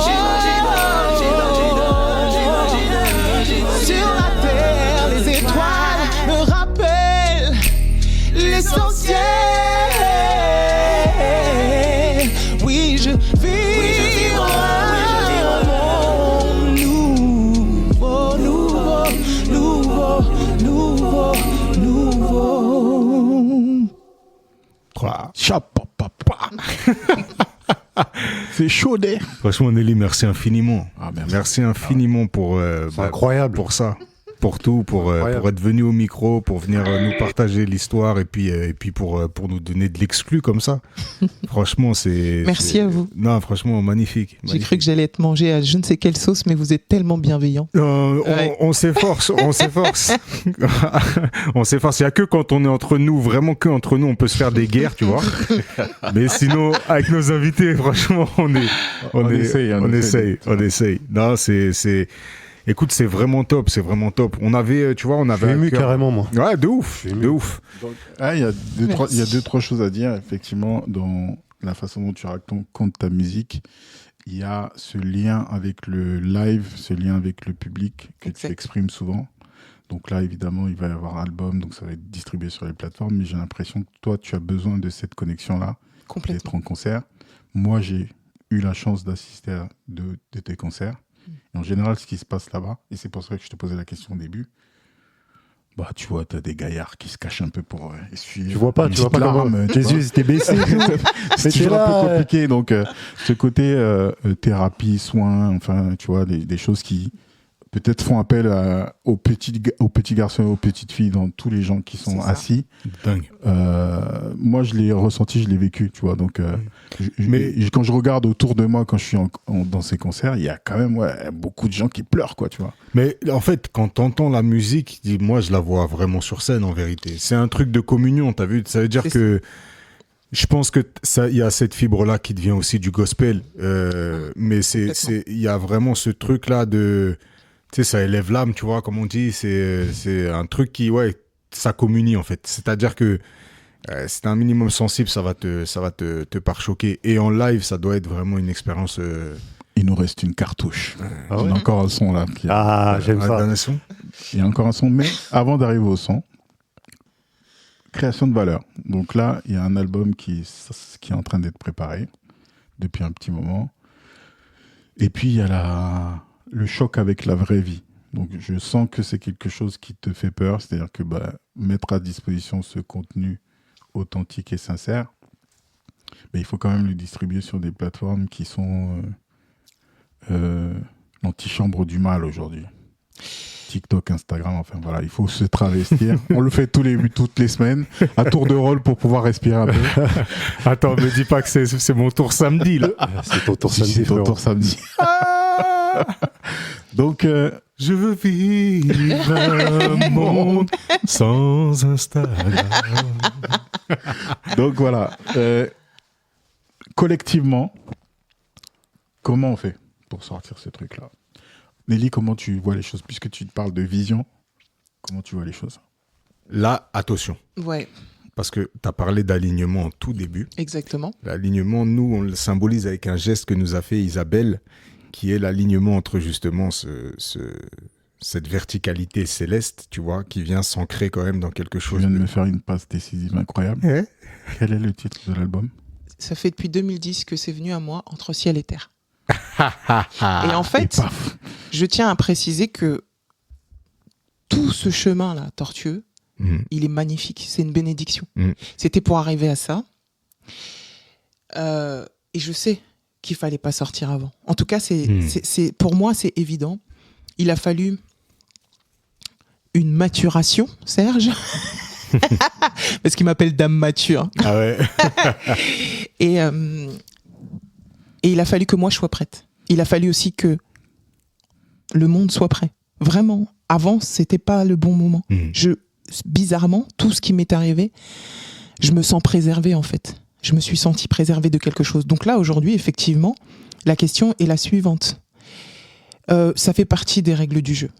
Tout ce qui est en lien avec les réseaux sociaux et compagnie. Mais maintenant, on n'a plus besoin de passer par tout ce qui est en lien avec les maisons de disques et tout ça. Ouais. On peut vraiment librement créer du contenu comme on le souhaite. Tu peux être toi-même. Tu peux être toi-même. Il a fallu que je patiente pour être moi-même. Maintenant, comment ? C'est comme si je me désengluais de quelque chose qui... Enfin, ça fait longtemps, quoi. Moi, je sais pas comment on fait. Donc là, je fais. Il n'y a pas vraiment de cadre. Je sais juste que cet album doit sortir. Je sais juste que je vais poster de plus en plus souvent ce qui sort de moi, en fait, plein de petites créations comme ça. Et je fais confiance au fait que je pose, en fait, à partir du moment où je vais poser une action, et ça je m'en suis rendu compte, une intention et une action juste, les rencontres vont se faire. La personne qui va vouloir m'accompagner, je sais pas, je dis un truc à la con, mais pour faire une scène, ça va se faire. Je vais pas attendre comme ça, hein. C'est juste que à ce moment-là, il y a une sorte de protocole, je sais pas comment ça se passe là, une sorte de loi de manifestation où tu poses cette intention, tu sais que tu as ça à faire et que les bonnes personnes, les bonnes rencontres vont venir à toi pour pouvoir faire ce que tu as à faire. Bah écoute, cette première manifestation qui arrive à toi, c'est nous. Tu viens faire un podcast avec exactement. Et en fait, on a décidé de mettre en place ce que disait Sergio là, c'est cette petite rubrique création de valeur, tu vois. L'idée, c'est de brainstormer rapidement, tu vois, sur un cas concret. Donc, c'est pour ça que je te disais, là, on était dans le côté céleste, on va te ramener à terre. Parce que tu vois... Parce que nous, on aime l'oseille, nous. On parle beaucoup d'optimisme, mais comme vous savez ici, nous, on regarde un petit peu les trous dans la raquette et on essaie de ramener ça à quelque chose de concret en évitant, parfait. Donc, on parlait la dernière fois, on parlait de tous ces points critiques qui font échouer une mission. Et le but, c'est justement d'essayer d'activer et de se dire, est-ce que c'est vraiment critique ? Et c'est une discussion qu'on a déjà eue, mais l'idée, c'est de savoir aussi prioriser. C'est-à-dire que quand tu prends ton projet, tu te dis, bah, c'est quoi le cœur, c'est quoi l'essentiel du projet ? Évidemment, tu disais tout à l'heure, Vincent, c'est cool quand tu as des clips qui déchirent, etc. Tu vois. Mais la réflexion que tu as faite aussi, c'est de dire, ça, il y a une maison de disques derrière, quoi, tu vois. Ah, clairement. Donc, quand tu n'as pas la maison de disques, tu veux faire quelque chose d'authentique et que tu avais beaucoup utilisé ce mot-là de dépouillement, comment tu fais pour dépouiller ce truc-là jusqu'à l'essentiel et que l'essentiel puisse arriver là où il doit aller ? Et c'est exactement ça. Donc là, on va faire un petit exercice. Tu vois, c'est la première fois qu'on le fait tel quel, vraiment sous forme de petites chroniques comme ça. On va se faire un petit exercice où on va brainstormer pour voir un petit peu comment ton projet pourrait... comment on pourrait aider finalement ton projet, comment on pourrait contribuer finalement avec des idées là à définir un axe, une stratégie ou quoi que ce soit, tu vois. Il est où le tableau, les génies là ? Il est là le tableau, il y a 3 tableaux. 3 tableaux. Mais il y en a un en haut. Mais c'est surtout que ce podcast il est enregistré, du coup on pourra se le réécouter autant qu'on veut. Exact. Je préviens, on n'a pas du tout la science infuse ou quoi que ce soit, chacun va apporter un peu sa vision et on est 4 autour de cette table, donc c'est vraiment rapide, on se fait un petit exercice comme ça, mais ça peut être à la cool. On a ces réseaux sociaux. Est-ce que ça va être donc du coup un vecteur de communication pour toi ? Oui. Ok. Est-ce que tu as une idée de comment tu vas t'adresser du coup à ton public ? J'hésite entre 2 choses. D'ailleurs, j'en parlais à Serge. Soit il y a un storytelling, donc où tout est relativement cadré. Et voilà. Soit je la joue. Mais par contre, la machine doit être tout le temps là, présente, en termes de créativité, où je me raconte un peu à chaque fois, mais voilà, en fait, dans l'instant, voilà qui je suis, voilà ce que je fais, voilà ce que je propose. Bon, voilà, il y a 2 possibilités. Tu as grimacé en parlant de la première, donc je crois que le choix est fait. Le choix est fait. Tu vois comment ça va vite les brainstorms. C'est vrai. Ne perdons pas de temps sur les choix qui sont faits. Attention. On n'est pas là pour enfumer le public. Ok. En termes de moyens, de quoi tu disposes pour mettre à bien cette mission de communication ? Tu veux pousser à la porte ? Toi, je fais n'importe quoi. Non, du tout. Okay. Merci. Je parle de moyens matériels ou de compétences ou de choses comme ça ou de gens qui t'entourent peut-être pour... Qu'est-ce que tu entends par communication ? Là, tu parles des réseaux sociaux, Insta et TikTok ? Ouais. De quoi j'ai besoin ? J'ai besoin d'un bon téléphone pour faire... puisqu'apparemment, il vient de Chine, le mien, et il est en fin de vie. Mais en gros... Il était en fin de vie en naissance. C'est ça, les téléphones chinois. Il est mort-né. Non, les gars, ça devient trop sombre. Bon, maintenant que tu t'es débarrassé du tien, tu peux rejoindre les... Mais là, je peux gazer de fou. Je peux gazer. Non, mais en vérité, il n'y a plus besoin de grand-chose. Alors ça, c'est vrai que je suis quelqu'un de très perfectionniste. Enfin, Tu Oui. l'étais Ouais, avant je de l'ai- lâcher prise. Exactement, Mhm. beaucoup. Donc, du coup, oui, non, j'ai besoin d'un téléphone. C'est tout. Je crois que c'est tout, en fait. Ok. Téléphone, créativité, matière grise. En fait, non, parce que tu vois, là, par exemple, le dernier morceau que j'ai fait, il a fallu le mixer, tout ça, petit mix, hein. Mais j'ai celui que j'appelle mon binôme musical qui est très réactif et qui m'aide beaucoup, tu vois. Il a rajouté un petit piano pour donner côté émotionnel et il a mixé. Et hop, en 2 secondes, il me l'a envoyé. Donc, j'ai besoin un peu de technique. Ok. Mais en vérité, ça, c'est parce que je ne l'ai jamais vraiment appris. Mais j'aurais pu peut-être l'apprendre, mais bon, voilà. Et puis, c'est tout. Ok. Là, tes réseaux sociaux, ils sont déjà actifs ou pas? Ah, je viens de découvrir TikTok, les gars. Ok. C'est terrible. C'est terrible, c'est affreux. Ah, C'est affreux. il se moque de nous. Ah, il se moque de nous. L'amour se montre et nous, pauvres pouilleux, ils nous jettent tous les deux. Ouh. C'est Ok. exactement ça. C'est de la folie. Et en fait, je m'y suis mise, mais par la force des choses. Je voulais pas. Donc là, pour l'instant, il n'y a rien sur TikTok. T'as rien mis pour l'instant. Ce sera celui qu'on vient d'écouter en exclusivité qui sera Ok. le premier. Et sur Insta, oui, il y a des trucs. Et... Qu'est-ce que tu connais des stratégies sur les réseaux sociaux pour l'instant? Pas grand-chose. Hein. Si ce n'est que, apparemment, il y a des heures à respecter pour avoir plus d'audience. Voilà, de ce que j'ai compris. De ce qu'on voit là de plus en plus, c'est que les heures finalement sont pas très importantes, c'est plutôt la quantité, malheureusement. Ah, tu vois. d'accord.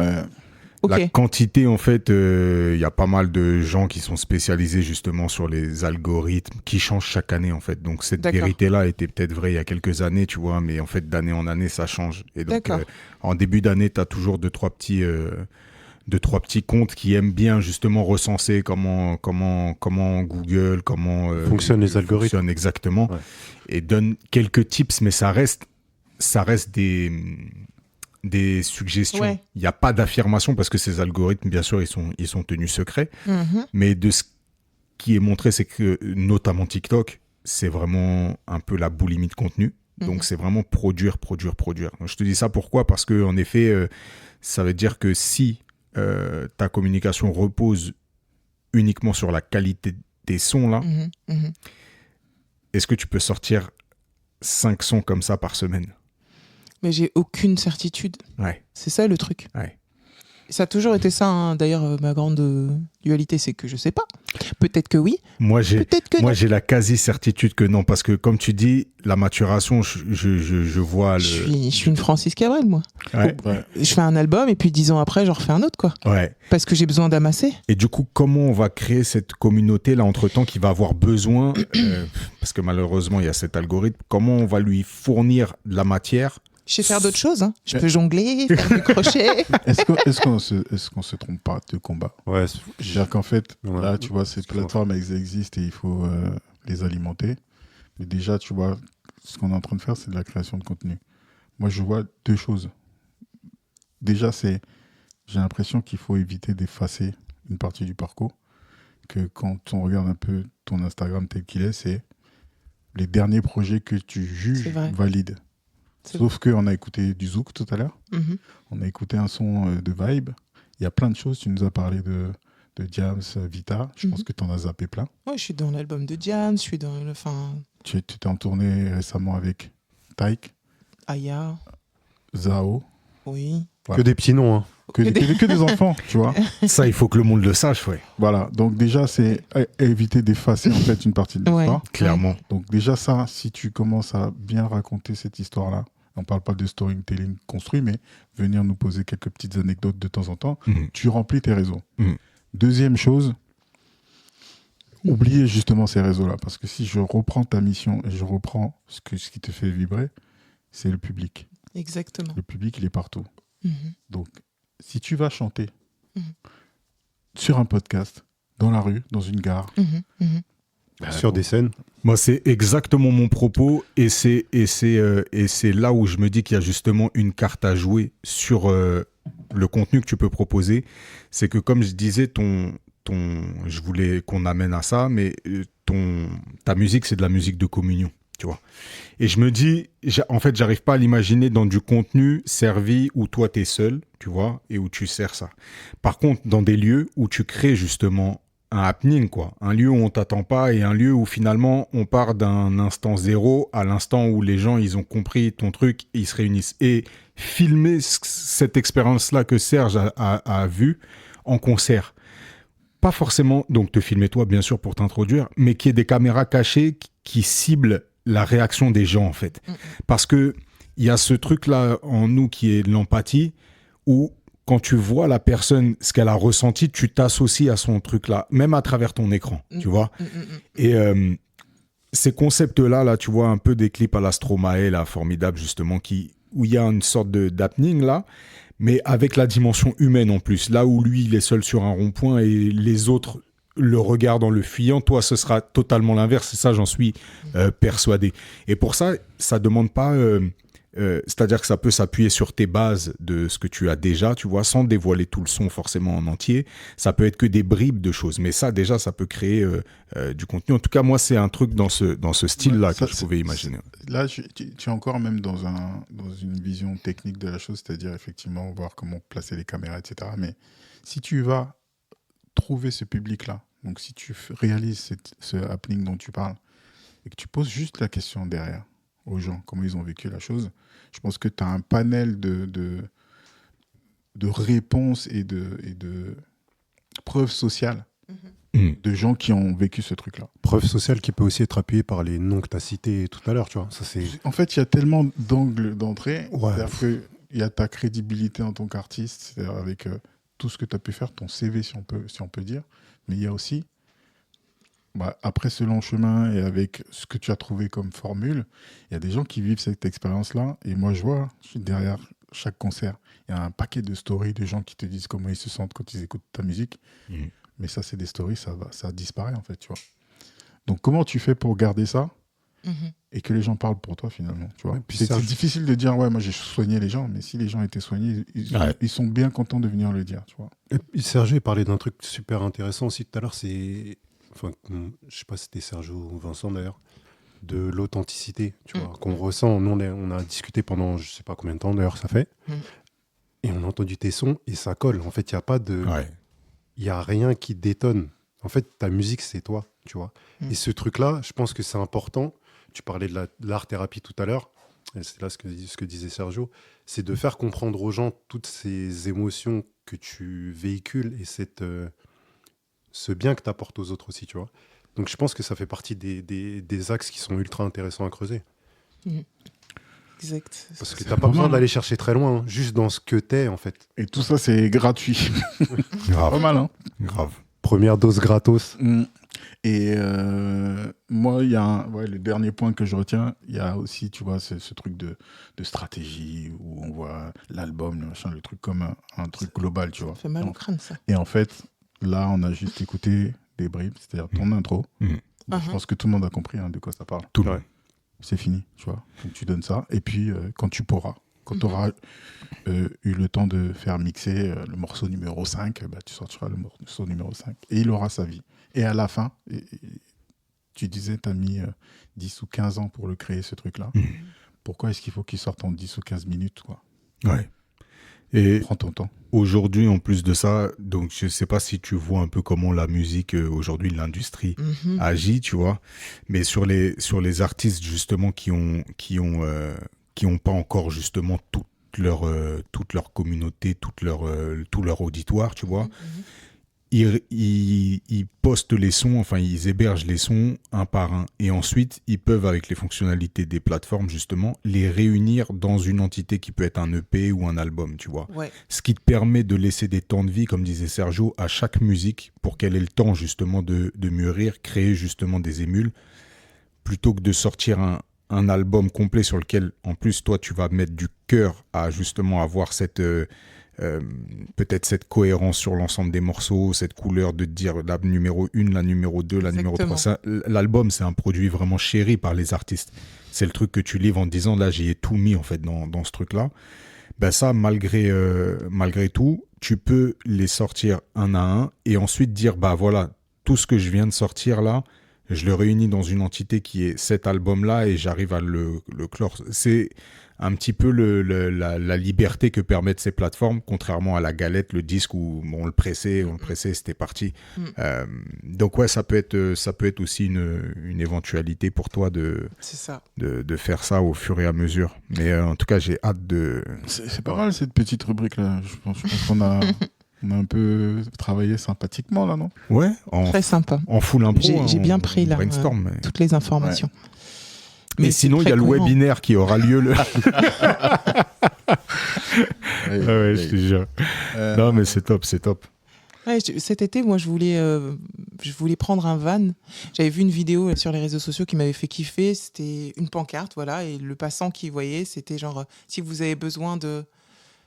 Je sais plus c'était quoi la phrase exacte, mais si vous avez besoin d'un peu d'amour ou si vous vous sentez pas bien aujourd'hui, asseyez-vous. La personne, elle est là, elle s'assoit, et là, tu as quelqu'un qui vient et qui chante. Et tu sens que la personne, elle... Mais c'est trop bien. Et je voulais faire ça, je voulais partir un peu. C'est trop bien. C'est génial. Et tu sais, il y a un truc dont on m'a parlé, moi, il y a un petit moment là, mais la personne, vraiment, quand elle m'en a parlé, c'était... Ça se voyait qu'elle avait été habitée par le truc, tu vois. Et en t'entendant, j'ai pensé à ça aussi, c'est les concerts ultra privés, c'est-à-dire pour des toutes petites cellules, ça peut être une famille, un repas entre amis ou un truc comme ça, et t'as un concert qui a lieu, tu vois, qui dure, ça peut être un set de 30 minutes, 40 minutes, 1 heure, tu vois, mais la personne, elle me dit, on a vraiment un lien de proximité et on boit l'œuvre. Contrairement à quand tu es vraiment dans une grande masse, tu partages différemment. Mais là, il y a un côté intimiste qui fait que... Et je trouve que ta musique peut créer ça, comme tu viens de le dire, la personne seule aussi qui s'assied sur une chaise. Donc ça peut être des rendez-vous, en effet. Et je pense que des concepts, tu vas en avoir 1000 parce que je pense qu'il y a full créativité là-dedans. Full. Justement. Mais c'est le comment. Justement, le pouvoir, tu disais, le pouvoir de manifester. C'est ça, ouais. Donc là, c'est les idées, etc. Moi, c'est le pouvoir qu'on a tous les trois là, dans ce podcast, c'est l'engagement. Et à ce micro, on vient pousser les gens à chaque fois à avoir un engagement. T'étais pas au courant, hein? Ah non, là, vous m'avez déjà premièrement kidnappé. Maintenant, il faut que je signe... Voilà, de ton sang. On t'a kidnappé, on t'a forcé à chanter. Et maintenant, tu vas t'engager, s'il te plaît.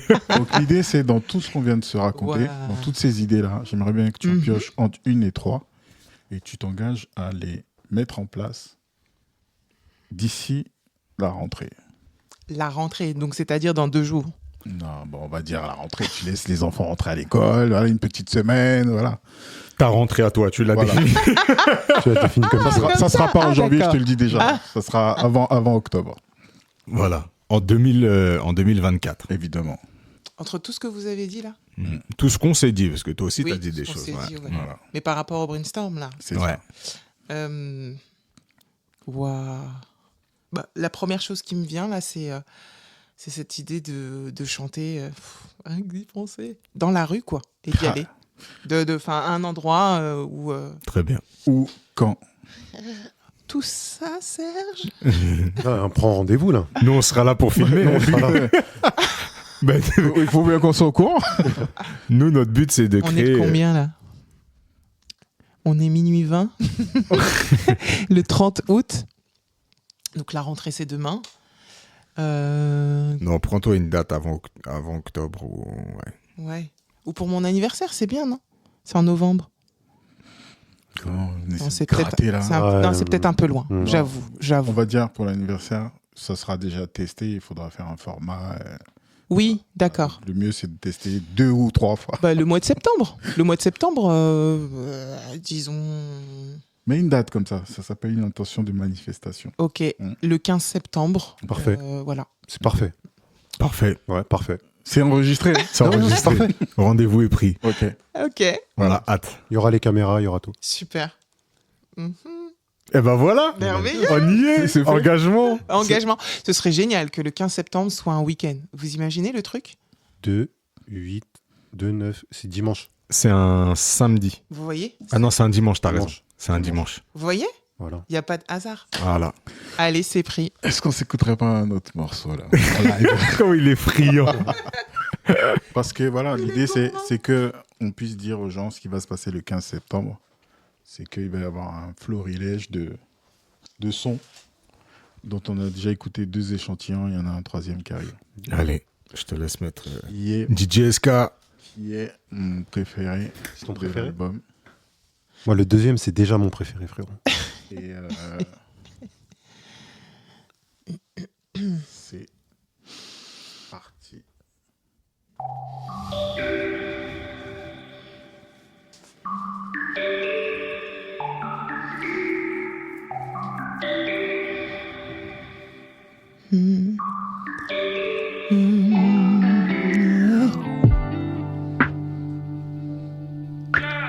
J'ai beau me raisonner, je n'ai jamais connu ça. Et même si j'en ai rêvé, c'est arrivé sans crier gare. Traverser les vallées, m'amenant à des nulle part. Me préparer lentement à te rencontrer. Toi, tu es si parfait dans mon monde imparfait. Et tout s'est éclairé dans ce monde insensé. Oui, il m'a fallu du temps pour enfin te trouver. J'ai parcouru des vies entières, c'était dur mais je t'ai retrouvé. Mais ça en valait la peine car j'ai pu me retrouver. Oh, t'as changé ma vie, tu m'aimes pour ce que je suis. Oh non, j'ai plus besoin de me cacher ni de me protéger. Et d'un regard tu me reconnais sans jamais me juger. En si peu de temps tu m'as tant donné, je peux m'abandonner. Je t'ai enfin retrouvé.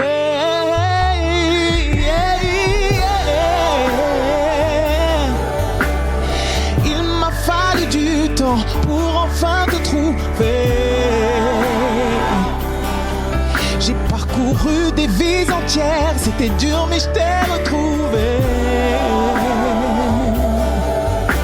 Mais ça en valait la peine car j'ai pu me retrouver.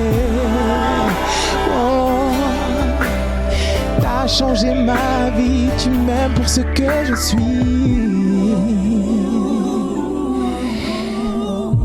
Oh, pour ce que je suis.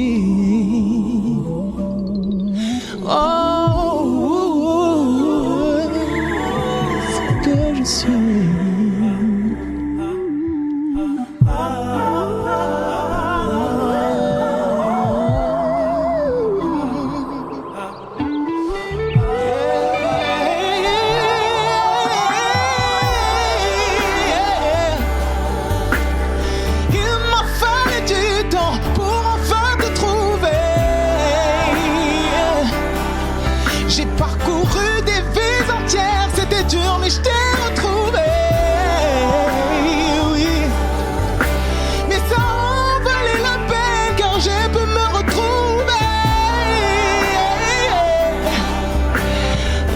Changer ma vie, tu m'aimes pour ce que je suis.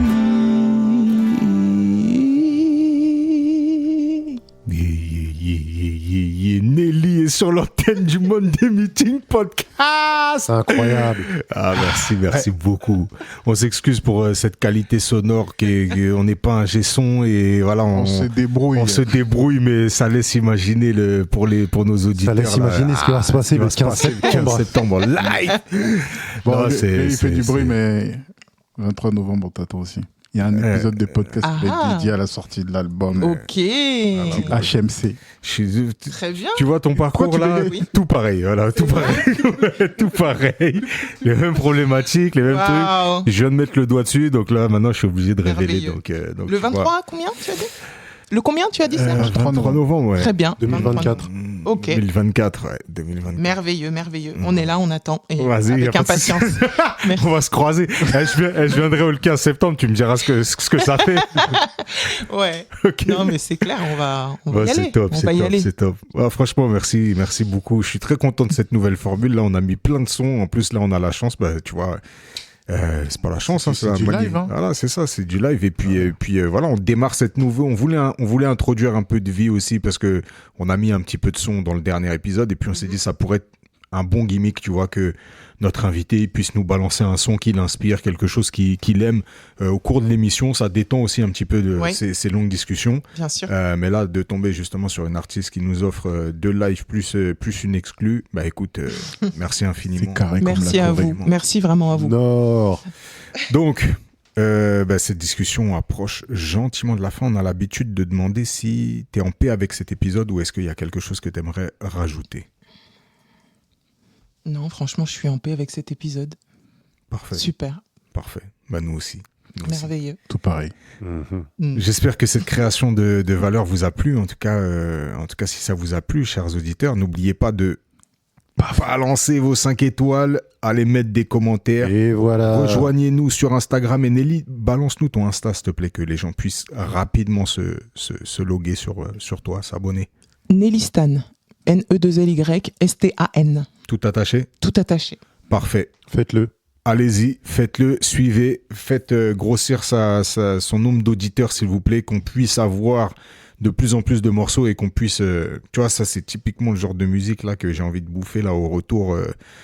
Dans la Costos Mobile. Dans la médico.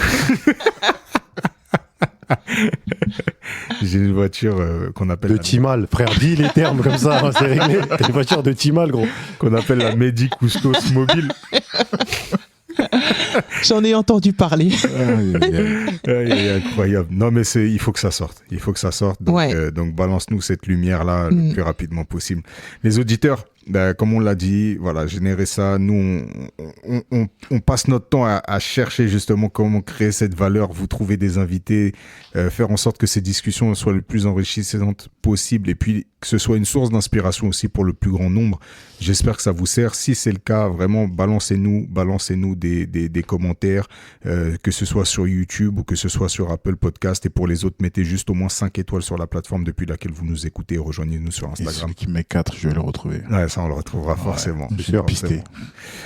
Si vous avez aussi, on lance l'appel dès maintenant, on continuera à faire ces petits cas pratiques, ces petits exercices de style justement sur une problématique, donc soit avec un invité, soit on répondra à une de vos problématiques. N'hésitez pas à la balancer, puis on brainstormera comme on vient de le faire autour de différents sujets. Donc n'hésitez pas à nous challenger aussi. On verra si à un moment on est à bout de souffle aussi, et on est dans les cordes et qu'on dit bah non. Si on doit faire appel à un ami. Si on doit faire appel à un ami, on pourra faire appel à des experts. On va essayer de mettre tout ça en place. Donc c'est la nouvelle formule, ça démarre, c'est la saison 2, c'est le Monday Meeting, le podcast. On a l'habitude de dire qu'on est sûrement amené à se revoir et d'ici là, prenez soin de vous. Peace.